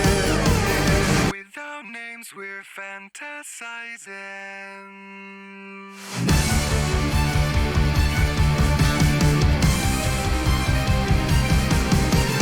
Without names, we're fantasizing, dancing like flames. Game 1 has come to a close. Series 1 already came to a close, but Game 1 of Series 2, Saigon Buffalo take the early lead over SBTC, winning the opening game. I don't want to say it was a close game, because Saigon Buffalo had control of that from start to finish. Rebel, in particularly Beanjay, a pentakill as well, I think highlights just how well he played. And it wasn't, hey, I got a pentakill, I was really good. He was really good that game. Yeah, he was pretty spectacular, which is really nice to see because he's had good Viego performances, but in very typical Milky fashion. That I'm surprised you haven't brought up the statistic. He's actually 1-4 in his games because he's played 5 of them over the course of the split, which means this is his only second win on the champion. Even though he's had good games on Viegos previously, he hasn't been able to show the ability to carry. This is the first time he's really carried a game, so it's kind of nice to see walking into this one. Not that there wasn't additional assistance. I kind of didn't walk into this game expecting SBTC with the Lee Sin to lose both of their side lanes as hard as they did, but here we are, where of course they kind of just rocked every single lane. SBTC looked like back into the first half of the split. SBTC. I'll admit, I think my stats game is dropping. Quincy was taking them from me last weekend, or was it your way? Yeah, I was. And now Rebel, you're taking them from me today. So here we are. It was his first pentakill, though. I do believe I was correct when I said that. But Crincy, I want to have the thoughts from the side of SE, and not saying that you're a diehard SE fan, but how should SE fans, how should the SE team kind of be looking at that game and planning for game 2? I think maybe put even more focus towards the top side because Empire has been playing great even in this loss, I would say. I mean, he was getting heavily punished by the side of the mid-jungle priority coming out from Sagan Buffalo, as we expected initially. But he on the radio, he was still getting a solo kill later on against Hasmet and was absolutely fine in the isolated 1v1 at least. So maybe put more focus towards his side of the map and maybe don't draft the Caitlyn now to the spotlight because that then just screams at your own team like, play around me. And against Karma, that is not even that easy to do so. So maybe go away from Celebrity, who definitely likes the Caitlyn pick, and maybe pick something else for him that you can potentially weak. Maybe even, which sounds very weird to say on this channel, but maybe pick the Jhin away so you can reset your own bot side and really heavily play towards Emperor and absolutely destroy the top side matchup. But you are on blue side right now, so getting that counter pick guaranteed will be very, very hard. Now, I just want to get double check your predictions because I think both of you predicted a 2-1 win for Saigon Buffalo. Is that correct? Yeah. Yes. Okay. Do you stand by that? I.e., do you think SE win this next game? Do I stand by that Saigon oftentimes fumbles bags against teams that they don't deserve to? Yes. Do I think that they're going to lose this next game? Not based on what SBTC did in the first game. No. Okay. Crincy? I would say the same thing. I mean, in general, I would expect Sagan Buffalo to randomly drop a game here and there, but I think not today. I think SPTC also heavily unfavored now that they are forced to go towards the boots because I think Red Side is definitely playing in their favor in general because they really want that counter pick for Emperor, and now they likely can't get that. And I think this just now plays in the hands of Sagan Buffalo. Also, their game 1 looked pretty crisp, I would say. I mean, there weren't many arrows coming from that side. I mean, Husband on the Jace could have been a bit more dominant in the laning phase, especially after getting all those resources. And there were like some slippers in some of the team fights, but also if you play against Akali Aurelia, it's not easy to like never drop a kill and get picked off to some extent. But like 80 to 90%, I was very happy with what Sagan Buffalo brought in game 1, and I think they are in good form today, considering their overall shape. And I would like to sing the praises of Saigon Buffalo a little bit more before the drafting phase does start, because I think coming into this split, I mentioned in cast how there have been quite a few players who have improved from winter to spring, but I think there have also been quite a few players who have got worse from winter to spring, and that's not from these two teams specifically, but from the likes of Luxury, from the side of Versus Sky, and I think when you talk about best mid laner in the league, the likes of Glory, the likes of Yado even, and Blazes, I think have dropped down a bit. So I'd like to get your thoughts. Do you think Froggy is the best mid laner in the league right now? I'm sure Rebel wants to say yes to this. I'm gonna say yes. I think Kati has not had the best split so far. I mean, he's just not getting back into form, and I think it's between Froggy and Kati right now because I mean, we have seen Yado in the recent weeks, we have seen Blazes and Glory, as you just now mentioned. And, like, where's really the competition? Because I think I mean, overall, Blazes is a jungler, isn't he? Anyway, so he's both. I mean, he Oh, played yeah. jungle, but he also played mid lane within the same game, so you can still count Blazes. But Blazes is an excellent jungler. Like I say, it's like in jungle, it's like between Blazes and BJ, basically, right? yeah, forget about Levi. I really struggle to actually say that Froggy's outright the best champion. I prefer to say in this particular case that it's a 2-horse race. So I like to call them 1A and 1B, or 1A and 1B in the other direction, because it doesn't really matter because they fill very different roles. I really do think that Froggy has filled up more of what the kind of stereotypical like role than he had even a couple seasons ago when they literally needed a pinch hitting control mage because he couldn't play them effectively back when Ruby was around. And Kadi has fallen down in terms of his ability to play. I don't think Kadi's playing particularly poorly. He's had some really pop-off games, have had some kind of stinkers as well. But fills a different role, I think, for what GAM needs than what Froggy needs. Because the comparison that I make is like, if GAM had Froggy, would they be the same team? Probably. Like, if Saigon Buffalo had Kadi, would they be the same team? Neither one of them necessarily is true, but it's more of a, I think if they had the same skill level mid laner, I don't know that anything would be different. So I'm going to call them 1 and 2, no matter what the situation. And if you ask me the order, then it changes on a day-to-day basis. Okay, so essentially what you're saying is I'll ask you the same question again tomorrow, and we'll see if your response changes at all. It probably won't, considering that Saigon Buffalo and GAM aren't playing tomorrow, but there we go. So I'm not on tomorrow either, so. Yeah, well, I can ask you anyway whether you want to show up and respond. You could ask me. Maybe my opinion changes to tomorrow. No, we don't care. That's about your fair. opinion, Quincy. Yeah. What I do care about your opinion for is DNK, because we talked about how he's had some really good games. I mean, he's had some games. He's now lost his 100% win rate on Lee Sin. Is it time for him to lock in the Viego and maybe lose his 100% win rate on the Viego as well? I mean, he has to, right? I mean, it's the only two champions he won games at all on, so it's kind of very one-sided for him. He either gets Lee Sin or Viego and wins, or he gets something else and loses. And just now, I mean, the exception to the rule, basically, with the loss of Lee Sin. But it was against a Viego, so maybe Viego is just broken. We don't know. Yeah. Maybe actually now that they are on blue side, they might just replicate what Sagan Buffalo did and actually first pick it for him. But Sagan Buffalo could consider betting it, but after that game one just now, I don't think they are too afraid. No. I need to chime in on this point specifically because I know we started draft.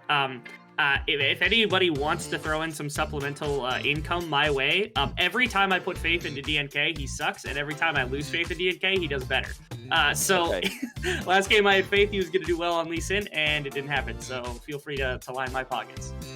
Okay, now what I do want to bring up is, Rebel, I think you're going to be very happy with SBTC's draft, mainly because they banned away Galio, which means that there's no chance that Saigon Buffalo pick up the Galio from Froggy. I don't think that's unreasonable. I think that's you understand me better than I thought you did. I thought you were just ignoring me all these years when it came to the analysis, but apparently you've listened for once. Although the one problem I do have with this is that means you can't lock 2T in dumb baby Galio jail, which is preferential to me in a lot of different cases. So this is perhaps the one situation in which Galio should have been let through so they could be wanted. That's a little bit of an over-exaggeration, but yeah, picking the champion I think is more beneficial to SBTC than Saigon picking it, definitely. Okay, well, Emperor locks himself in a Gwen. I think it's also quite interesting, Quincy, that SBTC don't care about the Viego. They wanted to first pick in the Gwen, so they made sure that there's no chance that BJ was able to get the champion once again. It is, but you first pick Gwen now. That's kind of weird because Gwen is something that's usually like counterpick to something. You can pick the Jax against it, you can pick something like Graves against it for the top lane. But maybe it's also some sort of bait for some SBTC. Maybe they still played in the jungle, which the champion, of course, has to a very large extent fallen out of favor of. So it would surprise me to some extent. But they could still potentially flex it. With the Thunder spell choice we currently see on the side of Emperor, maybe not so much. But of course, give over something with the Jinx. But this is also something that could still be counterpicked by the likes of something like a Xayah. And what I wanted to see this game is, of course, SBTC going away from the bot side focus, and maybe it's actually time for the Jhin to Jinx, which is something we usually hate to see. But it will be the Xayah. Oh, we get the Xayah instead. And Rebel, do you like this Akali? Because I think that's going to Froggy, not Husband. I don't think it matters which direction you take it. I'm fine with that either way. I think both of them play it pretty mean. The one thing is, again, I don't like champions who can't really abuse the mid lane matchup in this particular game. I think that last game you saw why, because even on the Twisted Fate, he was keeping up in farm, if not at a farm advantage, over top of 2T, while having significantly more map impact. And a large part of that came off of not only the champion type matchup, but plenty of other things that are coming about. So I kind of would rather see this go into Hosmet's pocket if he anticipates the Gwen going into hands of Emperor here. Get this Graves lock in as well, Quincy, and well, we saw in the previous series with the Luxury that it ended up being a Graves jungle, but it could still technically be Graves for Emperor and then DNK taking this Gwen, and oh no. Oh, the BJ Classic. Going for the weird pick again. Going back to the Udyr.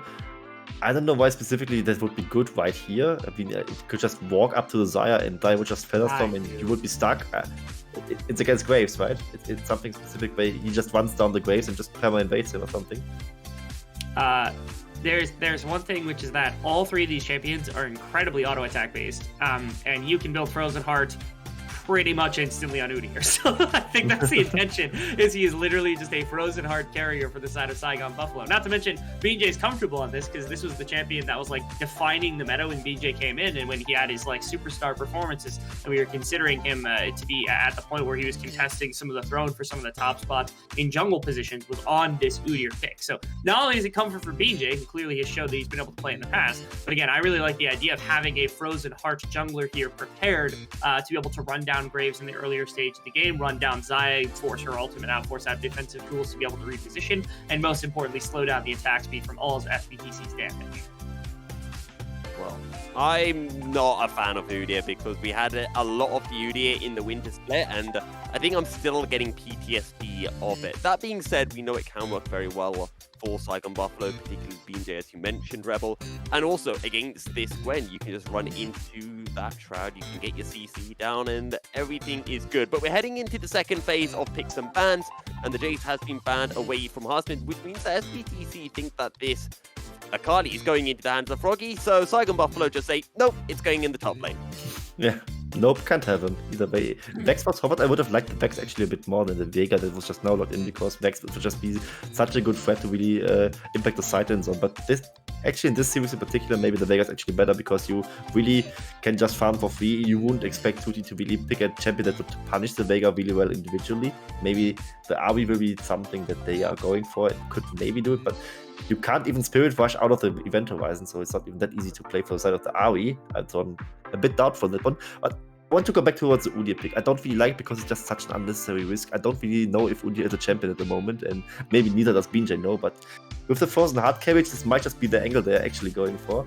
And considering the potential double flex for sort of SBTC, I really expect this Grace maybe to go towards the jungle here, and Gwen to be dropped in. I don't think Gwen is still flexible in the jungle. Well, the Yuumi is locked in. Oh, that's going to be really strong on top of this Gwen come the later stages of the game, Rebel. It will be. It's actually good on a number of different champions, because you've got a lot of repositioning capabilities between Graves' dashes, Gwen's dashes, Ari's dashes, to be able to get this Yuumi into very advantageous positions. I'm actually tragically upset that Taki doesn't go for a more aggressive pick, because I think that, again, I will continue to note that Poppy is exceptionally good, not just in this matchup, but into multiple champions on the side of SBTC. It could have been a disgusting combination with the Jinx to get early game going a lot faster than you would have expected, because of how much space they already control, right? Like, if you have Vigar for being able to use the event horizon, which already kind of thwarts some of the dashes that come through from SBTC's team, but you throw a Poppy on top of it, where all of a sudden you can, knock somebody out of a fight. They can't dash around as easily when Taki's standing on top of them, and all of a sudden you get locked down by individual members coming in from Saigon Buffalo. Nonetheless, I think Saigon's put together a composition that I have full faith in. I know you two are a little bit questionable with the Udyr, but I'm not questioning the power of it whatsoever in this game. I think it's exceptionally powerful, and I think it's really difficult for SBTC to get going in this one effectively the way they want to. Well, you're not questioning the We're Udyr. fresh. I'm going to question you guys on who you think will win game 2. Quincy, I'll go to you first. Buffalo or SBTC? It will be Buffalo. I'm a little bit doubtful about the Udyr pick, but overall I think the draft is still fine. They are, of course, just now giving a good lane for Froggy again, and Froggy has absolutely dominated game 1 on the Twisted Fate pick, so I really think he's very good in form, and I'm not quite convinced by what really is bringing to the table sort of SPTC in the bot lane with the Yubi last pick towards the Xayah. And while I hate the Nautilus pick against what they are bringing into the bot lane, it can still be very effective if you happen to let one good hook in the bot lane, they just both die, and you can blow the game wide open. Saigon Buffalo takes 2-0. Yeah, Saigon Buffalo controls way too much space, and I'm also excited to see an Akali player that can actually hit a shuriken flip. So, sorry, that was unnecessary flame towards 2T, but he missed so many in the last game, I felt the need to actually bring that up. So, thankfully, we have somebody who's well-versed in it. I think it's an easier matchup here, actually, on the top side as well for Hosman that he should be more comfortable in. So, I think altogether, I much prefer what I'm seeing from Saigon this game as opposed to last game, and you saw what happened then. Well, with that, we are heading into a game. Quincy, Rebel, thank you very much. Coach Tim, welcome back in. Game 2, and Saigon Buffalo looking not only for the 2-0, but to lock in their spot for the VCS Spring Split playoffs. Yeah, they can finish it off here, and I'm here to bring you some insights on the Udyr, because I've actually been watching some Challenger queue in NA, and there's one person in the world right now that is spamming Udyr on a pretty high level, and that's Malice. And he's been playing that in Champions queue and absolutely dominating. It's a champion that in the early game still is really annoying in 1v1s, can play really aggressive and punish really effectively. So I'm interested to see if he can do that in this game. I think also he kind of forces the Xayah to maybe go for the crit build and not for the poke build. Because if she goes poke build, there's a real possibility that if Udyr gets ahead, she will never kill him, ever. And she has the Ahri, so it's probably poke build. So I'm not sure if the Udyr dies. Well, let's see if BJ can get ahead. BJ had a phenomenal game in game 1. So much aggression. Dredgeline onto Palette. That means that he can't jump back onto Celebrity, but Saigon Buffalo don't quite have the damage just yet, but another great dredge line from Taki. Palette with nowhere to go. The Igniting now stays alive. Taki flashes forward and will pick up first blood, but Celebrity wants vengeance on Shogun, but Shogun just kiting away, and Taki dishing out the damage. Shogun just needs one more. This time the dredge line misses, but Saigon Buffalo will be happy nonetheless to pick up first blood. And we're back to Winter Spit Palette. This guy is sprinting it as quick as possible. He wants to get out, has Hot Date waiting, and it just makes sure that he dies level 1. I'm not sure what he's doing. I mean, he's a level 1 Yumi, just face-thinking Nautilus. No idea what this guy is thinking. But in the end, he gets massively punished for it. I think he also skilled Q, not E, on level 1. So if you want to trade aggressively, usually you do skill E at level 1, but... yeah. By the way, at Rebel Fox, nice shuriken flip. For God's sake. Okay, we've got the coach team who just wants to be flaming right now. Okay, so this is how it went badly. To be fair, I'm surprised how quickly that hook came off cooldown for Taki. Yeah, I mean, Nautilus hook doesn't have that much damage, and then also I think 2 Qs were actually missed from Celebrity, which could have changed a lot onto Shogun. Of course, like Zaya Q is a pretty slow spell, so it's hard to hit. Here we see Taki going for another play. Oh no, this time it's not the Bean J story, it's the Taki story. Great roam, now looking for 2T. That dredge line will be off cooldown soon, but the event horizon means that there's nowhere for 2T to go. And game 2 is starting fantastically well for Saigon Buffalo. Yeah, they're once again dominating the early game, and this time it's Taki and Bean J both being absolute monsters. And we talked, Crincy talked a bit about this mid lane matchup not being too great for the Ahri. Well, the matchup is good if Ahri can get ahead, because then she can perma one-shot the Vega, but same is true for the Vega. If Vega is ahead going into level 6, he can always one-shot the Ahri and really put the pressure on. So I'm interested to see how the mid lane matchups develops, especially with the tier build coming in for the Vega. Means he's going to take a bit longer, but be stronger in that mid game. And now BJ looking towards the bottom side. Taki steps up and it's just the Titan's Wrath straight down onto Celebrity. Hooks onto Palette and BJ is left with defeating the cat. Celebrity will fall at the hands of Shogun. BJ will take down Palette. 4-0 Saigon Buffalo lead 4.5 minutes into the game. I don't want to be that guy, right? And SPTC, they can come back. But to quote Niski here, go out quick. I mean, this game is... So there are 2 members that can't get ahead, right? You can't have the Jinx coming ahead. You can't get the Uri coming ahead, because Uri will not die if he goes ahead. Both are already ahead, and both are already really strong. And you're playing against Pokesaya, which will fall off in the late game, so... I'm not really sure what is the win condition for SPGC. It's probably top lane. It's going to be the Gwen with the Yumi together that can maybe turn team fights, but it's not going to be easy because Jinx is such a menace in team fights that I would be really scared if I was SPGC at this point. Well, how do they get back into this game? You quoted a former NA professional mid, so I'll quote a former NA professional mid. I'm going to quote Jensen, DDoS. Now, DNK is on the run. Asmed is looking... But DNK will be able to get out of this one perfectly fine. Yeah, it's going to be DNK and Emperor in top lane and jungle, who together with that Yumi can be very strong in team fights. That can turn around the game, but Hazmet is looking and... He doesn't need the shuriken flip. I know what you were going to try to say there, Tim. I mean, I have to do it to him, right? And DNK though. Okay. Being top lane, no flash for Hazmet, so he should be dead. The smoke screen. Oh my god! Oh no! No! Oh no! DNK, you didn't just do that! Okay, DNK doesn't have a good day. No. I think we've got to blame Rebel again, because I think he must have been thinking that DNK would have a good day. That's why DNK's playing badly. Yeah, I mean, what was that? I mean, he didn't have a great game last game, and then starting this game off with that, oh boy. Oh. It's not a positive start for SE. 5 kills to 0. We thought that maybe the perfect game would come when GAM played against a Luxury without Killer Queen. Maybe it'll come through this game as BJ has a little look, but I think BJ, maybe you want to go as that event horizon gets put down, not when the event horizon disappears. I think they both basically agreed that they couldn't really kill the Ahri. She was too deep in the lane, and BJ just wanted to cross to do this Drake, to get the first Drake.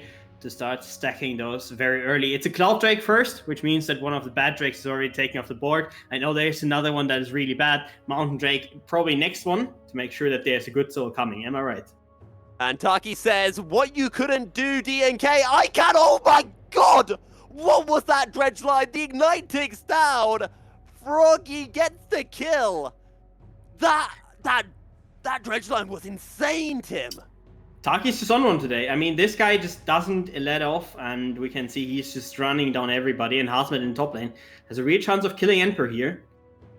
Well, Hazmed looking for the play. Emperor has already used the ultimate. Hazmed goes back in with a perfect execution and picks up the kill. And of course, the emote to follow it up for maximum mental damage. That's really important to just break them further down in the game. Celebrity now looking with Paladin bot lane on towards Shogun. Oh, and Celebrity does not get tanked up by those flame jumpers. And Celebrity gets the kill. Okay, well, the perfect game can no longer happen. And it's a kill going the way of Celebrity. The start of the comeback might be way too bold of a statement to say. It is a bold statement, but one that I think has to ring true for the side of SPTC, because I mean they have to use every kill now effectively. The Goldie is already 3,000 gold, and Herald is being taken. That is going to be a huge boost as well in gold, most likely if it's placed perfectly, and just means the first turret. So it is so risky, and specifically Hazmed in top lane. Well, I said Emperor has to be one of the people that has to facilitate the comeback. He's not really helping. No. The situation right now. So it's gonna be hard. Emperor's not had the best of times, and this time Emperor can't even say that he's been camped by BJ, because I don't think BJ's looked top once yet. It's actually just been DNK who no, DNK. No. DNK wasn't top lane. I don't know what you're talking about. Oh no. Oh no, the flash forward. Oh, okay, that dredge line didn't land. That charge comes through. I see what BJ was going for. Oh, pardon me. I see what Taki was going for, but a bit unfortunate with that one is what I'll say. Every single time, okay, Shogun in mid lane has to be careful. When does he drop the charm? There it comes, and Tutti will pick up the kill. I said it was the start of the comeback, Tim. I wasn't joking. So every time I said somebody has to be the comeback, or has to be strong, or has to be, or is a good player, right? They have inted it massively. Yeah, I mean, so I said that. I said Emperor and DNK have to be the comeback. We see Emperor dying twice in a 1v1, and then DNK flashing into a wall. Say Taki's a good player, immediately flashes into a wall. So I should just shut up and not talk, I guess. Froggy killed Tutti. How that happened, I don't know. Yeah, but in top lane we also saw that another Shuriken flip missed and hit a minion. Oh, for God's sake. I have to do it to him, man. Just because of Rebel. Just because of Rebel. Blame Rebel. Right. I won't do that. I'm just gonna blame you for it, to be honest. Okay. 8 kills to 2. Let's take a serious outlook on this game for a second before we go back into the memes. As B&J did look for a play in the bottom lane, but DNK was there seemingly, and B&J forced away. It is 8 kills to 2. We're talking about a 3.5k goal lead for the side of Tiger and Buffalo. They got the first Drake, they got the first Rift Herald. Most things are going their way, but Celebrity has been able to find a kill. Tutti got a kill, but 3 deaths as well. I feel like SE need to be playing around this bottom line, trying to get a bit more goal towards Celebrity. Absolutely, and they're doing it right now. I mean, we see the Graves sticking around in bot lane, and we see a very particular Graves build as well coming in this game, the Stridebreaker Graves. We look back at how Tutti died. Well, I feel bad for Tutti because he's not in a 1v1 against the Veigar, he's in a 1v3 against Froggy, his jungle pal of BJ, and his support pal of Taki, who's in mid more often than he's in bot lane. Yeah, and on the other hand, still the Jinx is 10 CS up, so he isn't really missing in bot lane either. I know I also shouldn't talk anymore. I mean, to be fair, that's kind of what happens when you've got a Yuumi support. It's not like you can really push your lead a lot. Yes, we did see Celebrity getting that 1 kill, but that's when Shogun got caught out, not when he was in a 1v2, if that makes sense. Yep, I mean, he just got trapped in a bush and then run down. And the Yuumi usually, at this point in the game, I would already expect basically running around with the jungler, right? Sitting on DNK, not really sitting on Celebrity anymore. And that's how you roam as a Yuumi. You don't usually we say so often you roam with support and jungle together. Well, we mean that quite literally when we have a Yuumi in the game. They just move together as a unit. And DNK already pretty decently strong. Once the Strikebreaker is going to be finished, he is going to be a very, very strong champion and is going to look for more engages and stuff. So I hope the Yuumi is just starting to move out of bot lane very soon. Yeah, and, well, things are going bad for 2T when he's had to pick up the Merc Treads early on as an Ahri. And, well, that's to stop some of that CC duration of the Event Horizon, stop some of Froggy's damage, the CC of BJ and Taki as well. Yep, and we see first items already being finished on 4 of the members of Saigon. On the other hand, only Desire has finished her Eclipse, so there's a huge lead right now that Saigon can just use to force their advantage. They're doing it by using a Drake. No cross-map play coming from DNK. DNK is waiting. He's got flash available again as Emperor goes in, and now DNK shows himself, but Emperor's already dead. The Ignite ticks down. Hasmed gets the kill. Perfect execution. How did that not hit? And it's a 2-4-1. Hasmed eventually falls, but that was really nice. A sidestep right at the end of the collateral damage. That was insane. That was absolutely insane, and even if he doesn't hit his Shuriken flips, he's still great on the Akali. He is VCS's Akali player. I think everybody just associates the champion with him, and he is showing why he is regarded as one of the best Akalis. And absolutely dominating that top lane, getting multiple solo kills, and now the 1v2 outplay. It's actually not a strike breaker, it's a Gore Drinker on the Graves, something I have personally not seen yet. And I just want to see how close Hasmed was to getting hit by that Graves ultimate. That was really close. Honestly, I want to get a pixel-in-pixel kind of view of that. Yeah, just tell me how many pixels, because I think that was 1-digit pixels right there for the sidestep.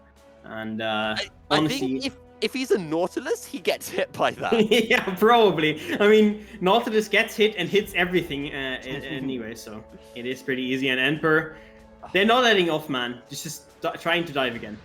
Saigon Buffalo saying, Emperor, you remember game 1? Well, we're doing that against you in game 2. Hasmed gets the kill. The tower aggro juggle really nicely plays in the bottom side. Froggy getting the kill onto Shogun. Oh, pardon me, Froggy getting the kill onto Celebrity. And Shogun will get the kill onto Palette. 2 more kills for Saigon Buffalo. And if you thought game 1 was not a stomp, game 2 is definitely a stomp. Yeah, and Froggy and Shogun just played at 2v3, by the way. They just played 2v3 and won massively. And yeah, I mean, FF, right? Like, how does Saigon win? How does SPTC win? Well, they don't. Saigon have to lose, right? Yeah, Saigon has to lose. Saigon has to do mistakes. It has to be Akali maybe getting caught in side lane. It has to maybe BJ overextending the fight, just getting shut down, and maybe even the Vega getting caught by a charm or something and just getting one shot on high range, because it is not going to be easy to kill any of those champions, because Akali, pretty tanky and safe with her W, of course. Then you have Udyr, that is a full tank, and we have the Vega that always has the Event Horizon, just make sure to keep himself safe. And then you have Taki and Shogun in the bot lane as well, who have some zone control and a lot of damage to their name. So for Saigon Buffalo, they just need to make sure they keep taking things sensibly. Just keep on building their leads as Taki. You can tell that he's fishing for that dredge line. In fact, he wants to dredge line so much that he just dredge lines to a wall anyway and begins his descent into the jungle just to get down some vision. Yeah, and BJ is immediately here to back him up once again. If the NTA goes over this wall, it can be really, really risky for him. We see often these teams grouping up around mid lane, trying to force vision into the enemy jungle. That's very hard to do if the mid lane T1 is still standing, which for both sides is the case. So taking that mid lane T1 turret will be the target for both of the teams in the next minutes, and specifically the upcoming, I think there should be another Herald coming, right? No, it's actually already been taken. Oh, BJ has it. So he's probably going to be taking that Herald and putting it towards that turret, and we see it right now. The play's actually coming in immediately. Yeah, all the objectives going the way of Saigon Buffalo. And just a reminder, in terms of playoffs, this game will lock Saigon Buffalo in for playoffs.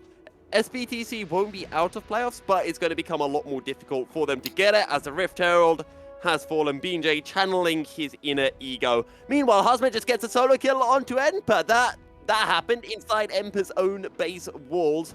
And now DNK being engaged on the rockets are flying from Shogun. So much damage. Event Horizon will get the lockdown, and Celebrity will fall. The Zap tanked up by a minion, and Palette will be able to reattach to DNK. And BJ is really angry. This guy just flashed forward on towards the quadrink graves, and just nothing happened to the graves really. So the Uri is a bit angry right now, but maybe has to go back and chill a bit. But again, bot lane could be attacked. But you see BJ standing around his laners so much, just making sure they can't be caught. Oh, that event! Oh wait, did that actually land? Okay, no, it didn't. No, he just made us believe. Maybe it was a placebo. He was like, "Oh, I got hit by that. I'm stunned. I can't move." And they was like, "Oh wait, no, I'm not. I can. It's fine." This is how Emperor died. Yes. On the other side, 2T survives barely, but it isn't enough. And now we see, look at the bear flashing. Like what? Yeah. But it is Event Horizon is enough, and yeah, it's so hard for them to do anything. They don't have the damage. They don't have the CC. They don't have the playmaking to potential to get back into the game. It has to be Saigon just throwing, but they're just forcing Drake after Drake after Drake, making sure to not drop any of those objectives, to not enable any objective bounties to be taken, just slowly grind down the game. Like, I know SE have been able to get 3 kills this game, but this feels like a perfect game. I don't even think Saigon Buffalo have dropped a tower play. He sidestepped the charm! No way Hazmed just did that! That is ludicrous! He goes back in, Shuriken flips over the wall, still trying to outplay the 1v2.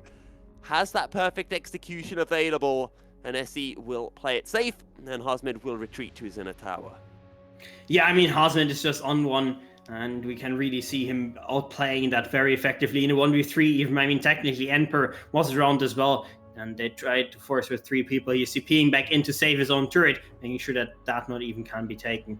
And great play so far from Hazmed, but overall, I think from everybody in Saigon's team, they've all been playing really well. Even Shogun, who has the 2 deaths, really doesn't have to be too angry. He is the Jinx. He is the easiest target by far to kill. Saigon Buffalo on the wrong side here, but the Hex Tech gates coming through. Taki looking for the play. Hazmed coming from the other side. Hex flashing over the wall. Taki finds CC. Depth Charge will find a 2-man stun. The Shuriken flip misses from Hazmed, and Emperor will be able to find 1 kill. Now Emperor in a 1v1 with Hazmed, but going over the wall, and SE will take their kill. They'll take the blue buff, and they will retreat. I mean, Hazmed and his Shuriken flips are an ongoing story throughout this game. Thing is, I love how this started as a meme and now it's an actual valid criticism. Yeah, it is actually. 2T going in towards Shogun with the Yumi ulti on top just means that the Jinx is dying immediately. That's what I meant when I said Jinx is the easiest target to kill. She is immobile. She did have her flash, didn't decide to use it. Keep it for the next team fight, for the next Drake coming up, or even the Baron that's going to be up in 2 seconds. Or the next game. So this is how it all pans out. Maybe we'll get a slow-mo of Hazmed's Shuriken flip. Nope, we must have a fight going on. Hazmed gets the solo kill onto Emperor. Fair enough, dude. I love how he misses all the important Shuriken flips, but it just doesn't matter. He stomps lane anyways. Okay, Tim, have you ever seen Naruto? No, actually not. I mean, barely. I haven't seen it either, but there's a character in there who's got training weights, and he like drops the weights, and it like. Oh yeah, I've seen that. Rock That's what Hazmed is doing. Hazmed is Broccoli or Rockly, whatever the hell his name is, and he's not allowed to land Shuriken flips in this game. Okay, I mean, that's something hard. I mean, we've seen it with some champions, that they just don't skill certain abilities. In this game, he actually hits the Shuriken flip, and that means Emperor just dies immediately. Yeah. Well played from Hazmed. And I mean, that you see what happens when he actually hits them. It's immediately over. People die. He just heard, retrospectively, our casting was like, no, I just need to show them. I know I said I wouldn't land a Shuriken flip this game, but here, I'll land 1 just to show what I'm actually capable of. Easy kill for him, and now he's going to put the training weights back on. Yep, and we see Hazmed on the flank. He's looking for the backline, maybe for DNK, shutting down their jungler. Well, 2T is already dead. Again, Hazmed, there you go. Shuriken flip can't land. It's the training weights are in effect. He just dives on in with a perfect execution. Taki lands the Dredge line onto DNK. DNK does not have enough damage to get through that Nautilus, and 2 more will fall. The jungler dies, and Palette has no one left to sit on. And Palette will fall as well. Oh, the Event Horizon dropped down. Emperor with nowhere to go, but Hazmed taking a few feathers, and Emperor and Celebrity will be able to retreat. Yeah, and just well played from Saigon overall. They know they start the Nash, they bait on their enemies, and then just play it slow, play for the turn. They don't have to force it down. They just can play for the turn. And Froggy, what? yeah, it's just Vega things, you know? It's Vega things. That's not even a Dark Harvest Vega. No. How? Yeah, that's fair, right? Observers, I don't know if you can hear me. I've been able to manifest this once before, but if you could please show us how many stacks Froggy has on that Vega, I would be thankful. I can tell you one thing. He has 19 pages in the book, which obviously is already enough Wow. to absolutely dominate. And yeah, I mean, that's Vega skatings for you. His W, I think, skates 1-1. His ultimate skates 1-0, so that's like massive scaling. So once that AP comes in, you just absolutely annihilate people, and you saw that right there. And with the Everfrost as well, it's just so easy to hit, right? You just hit the Everfrost, which isn't that hard of a skill shot to hit, and then you just kill the target outright. And that's just first event Horizon gets the ulti from Xayah, and second one just means her death immediately. And bot lane now. Froggy's got a golden. Will Froggy fall? He flashes away, turns his attention towards DNK. DNK looking to dish out some damage, but not nearly enough. The Ignite ticks down on Froggy, and Froggy just stays in his safe red buff spot. A Celebrity will fall, and there's 4 more kills to Saigon Buffalo. A triple kill for Turkey, and Saigon Buffalo unscathed. Yeah, this game is just absolutely terrible for the side of SBTC. They're not finding any advantages, not any good plays. Every single time people come out, Froggy there at what, 250 HP maybe. That's a good ult to take from a Celebrity to really shut him down, but he's just not getting close enough and making sure that this Vega survives. That the 1,000 gold shutdown is staying with Saigon. They're just taking 2 inhibs and maybe more, but I don't think they will actually get the base. Well, they're taking 2 inhibs. They're also taking any pride that SE still had left, because this game is dominating. And we talked about in Game 1 how these are the only 2 teams who have been able to take a game away from GAM, and Saigon Buffalo are showing that they are far better than SBTC, and that SBTC will not be taking Saigon's playoff spots. SE can still make playoffs, but Saigon Buffalo will make it, and SE will have to try to beat Flash in secret later on in the regular split.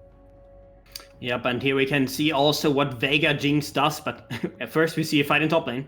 Yeah, 2T is practically already out of this fight. It's a good blade caller, and Hazmed will fall, but SGB will clean up the fight nonetheless. A 4-4-1, a double kill for Shogun, and Saigon Buffalo just going to push through in the top lane. Meanwhile, Froggy marching the wave in through the mid lane, and he might join the rest of his team in the top lane momentarily.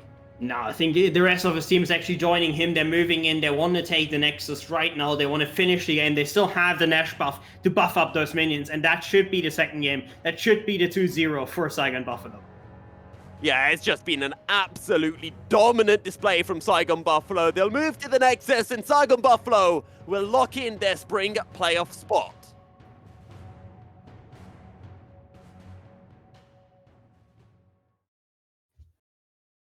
And that is an impressive display from Saigon Buffalo. The same can't be said, though, for SBTC. But with that, I think we're going to be heading back. Okay. You were still talking to me. I thought we'd just give over to the desk and let our much more intelligent analysts and me talk. But I can also leave some words. I mean, SGB, we talked about it. Is there anybody that can contest GAM? And I think if somebody can, maybe this SGB can do it. This Saigon can fight back and find some wins. But I think that has to be the target for every contender team at this point. How do we stack up against GAM? SGB now has the playoff spot. Now they have to improve for GAM. Okay, well, with that, we will be throwing back to our analyst desk. Tim, thanks once again for the great cast. Crincy, Rebel, will bring you back into the foray.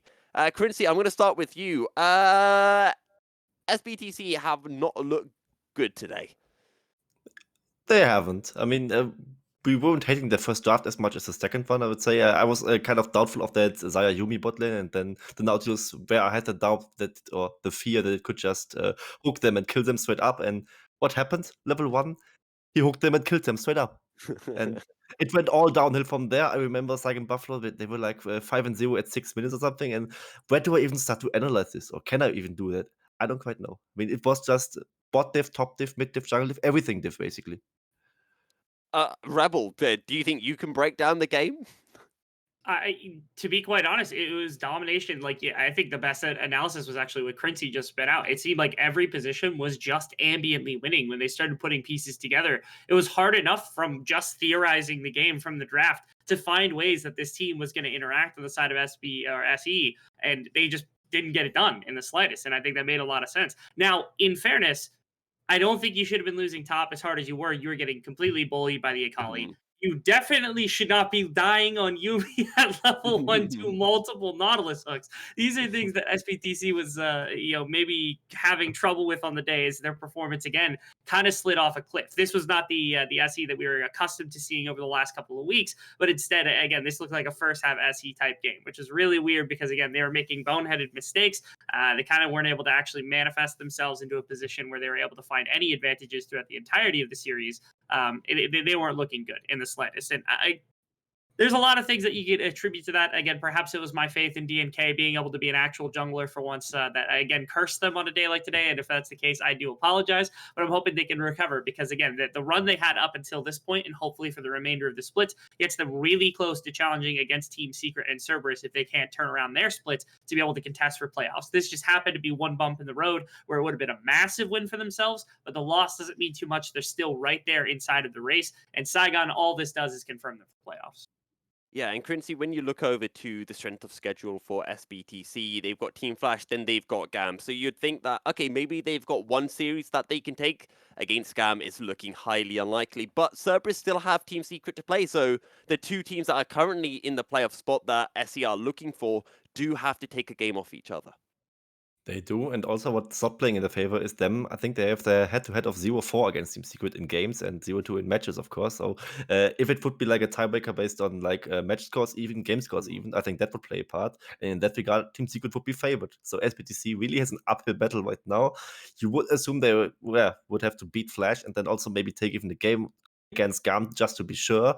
And with the way GAM is looking right now, just 2-0ing Second Buffalo last week and 2-0ing Luxury just now. I mean, that's not really that much of an impressive feat as Luxury was not playing with their full roster. But overall, against that GAM in general, taking even a single game seems very, very unlikely for them. And I mean, if you want to really make playoffs, you got to level up. Well, playoffs are getting closer and closer. I do want to throw back to you because I feel like we haven't had a long closing desk, but given the nature of the game, I think that's reasonable. So I do want to get some final thoughts from you, like a final sentence or two before we wrap off. Rebel, I'll go to you first. Yeah, I think this was a solid day for our two top teams inside of the league. We got to see GAM stomp a little bit of luxury. Game 2 was a little bit finicky, but again, when you're messing around with a team that's got a substitute jungler in and you're just kind of playing around, you don't always take things as seriously as you necessarily want, but you can see the level of dominance that's exerted by GAM. But what's been nice is that Saigon Buffalo has actually been leveling up as the split has gone to. I'm really hoping that once they get their second crack after they had lost in the finals of SEA Games, that there's going to be a much more competitive kind of playoff time, because obviously Saigon, now having confirmed that, is going to be one of our top 4 teams, which I'm excited to talk about again, because missing it in the winter was pretty miserable when they were that close to GAM inside of the spring of 2021, that this split hopefully gives us some better results to work with. And Crincy, for you? I think what really has not been mentioned so far is the real winner of today's match day, and this would be Team Secret for me, because both the direct competitors for the playoff spot just not dropped the series to 0, and that really helps if you want to contain on your 4th spot, the last spot for playoffs, which might just mean that you are in the prime position to get brutalized by GAM in the semifinals, but that's still better than not making playoffs. So they got that going for them, which is of course very, very nice. That's a very good point, and we'll be seeing Team Secret playing tomorrow against Cerberus, the battle for 3rd place in the VCS. Rebel, Crincy, thank you very much for your time on the desk today. That's all that we have time for. As we mentioned, or as I mentioned before, Team Secret play Cerberus tomorrow after Team Flash take on Burst the Sky. Make sure to tune in for 2 more Vietnamese series. But from myself, the analyst desk, and from Tim and our wonderful producer Spoods, we'll see you tomorrow. Goodbye.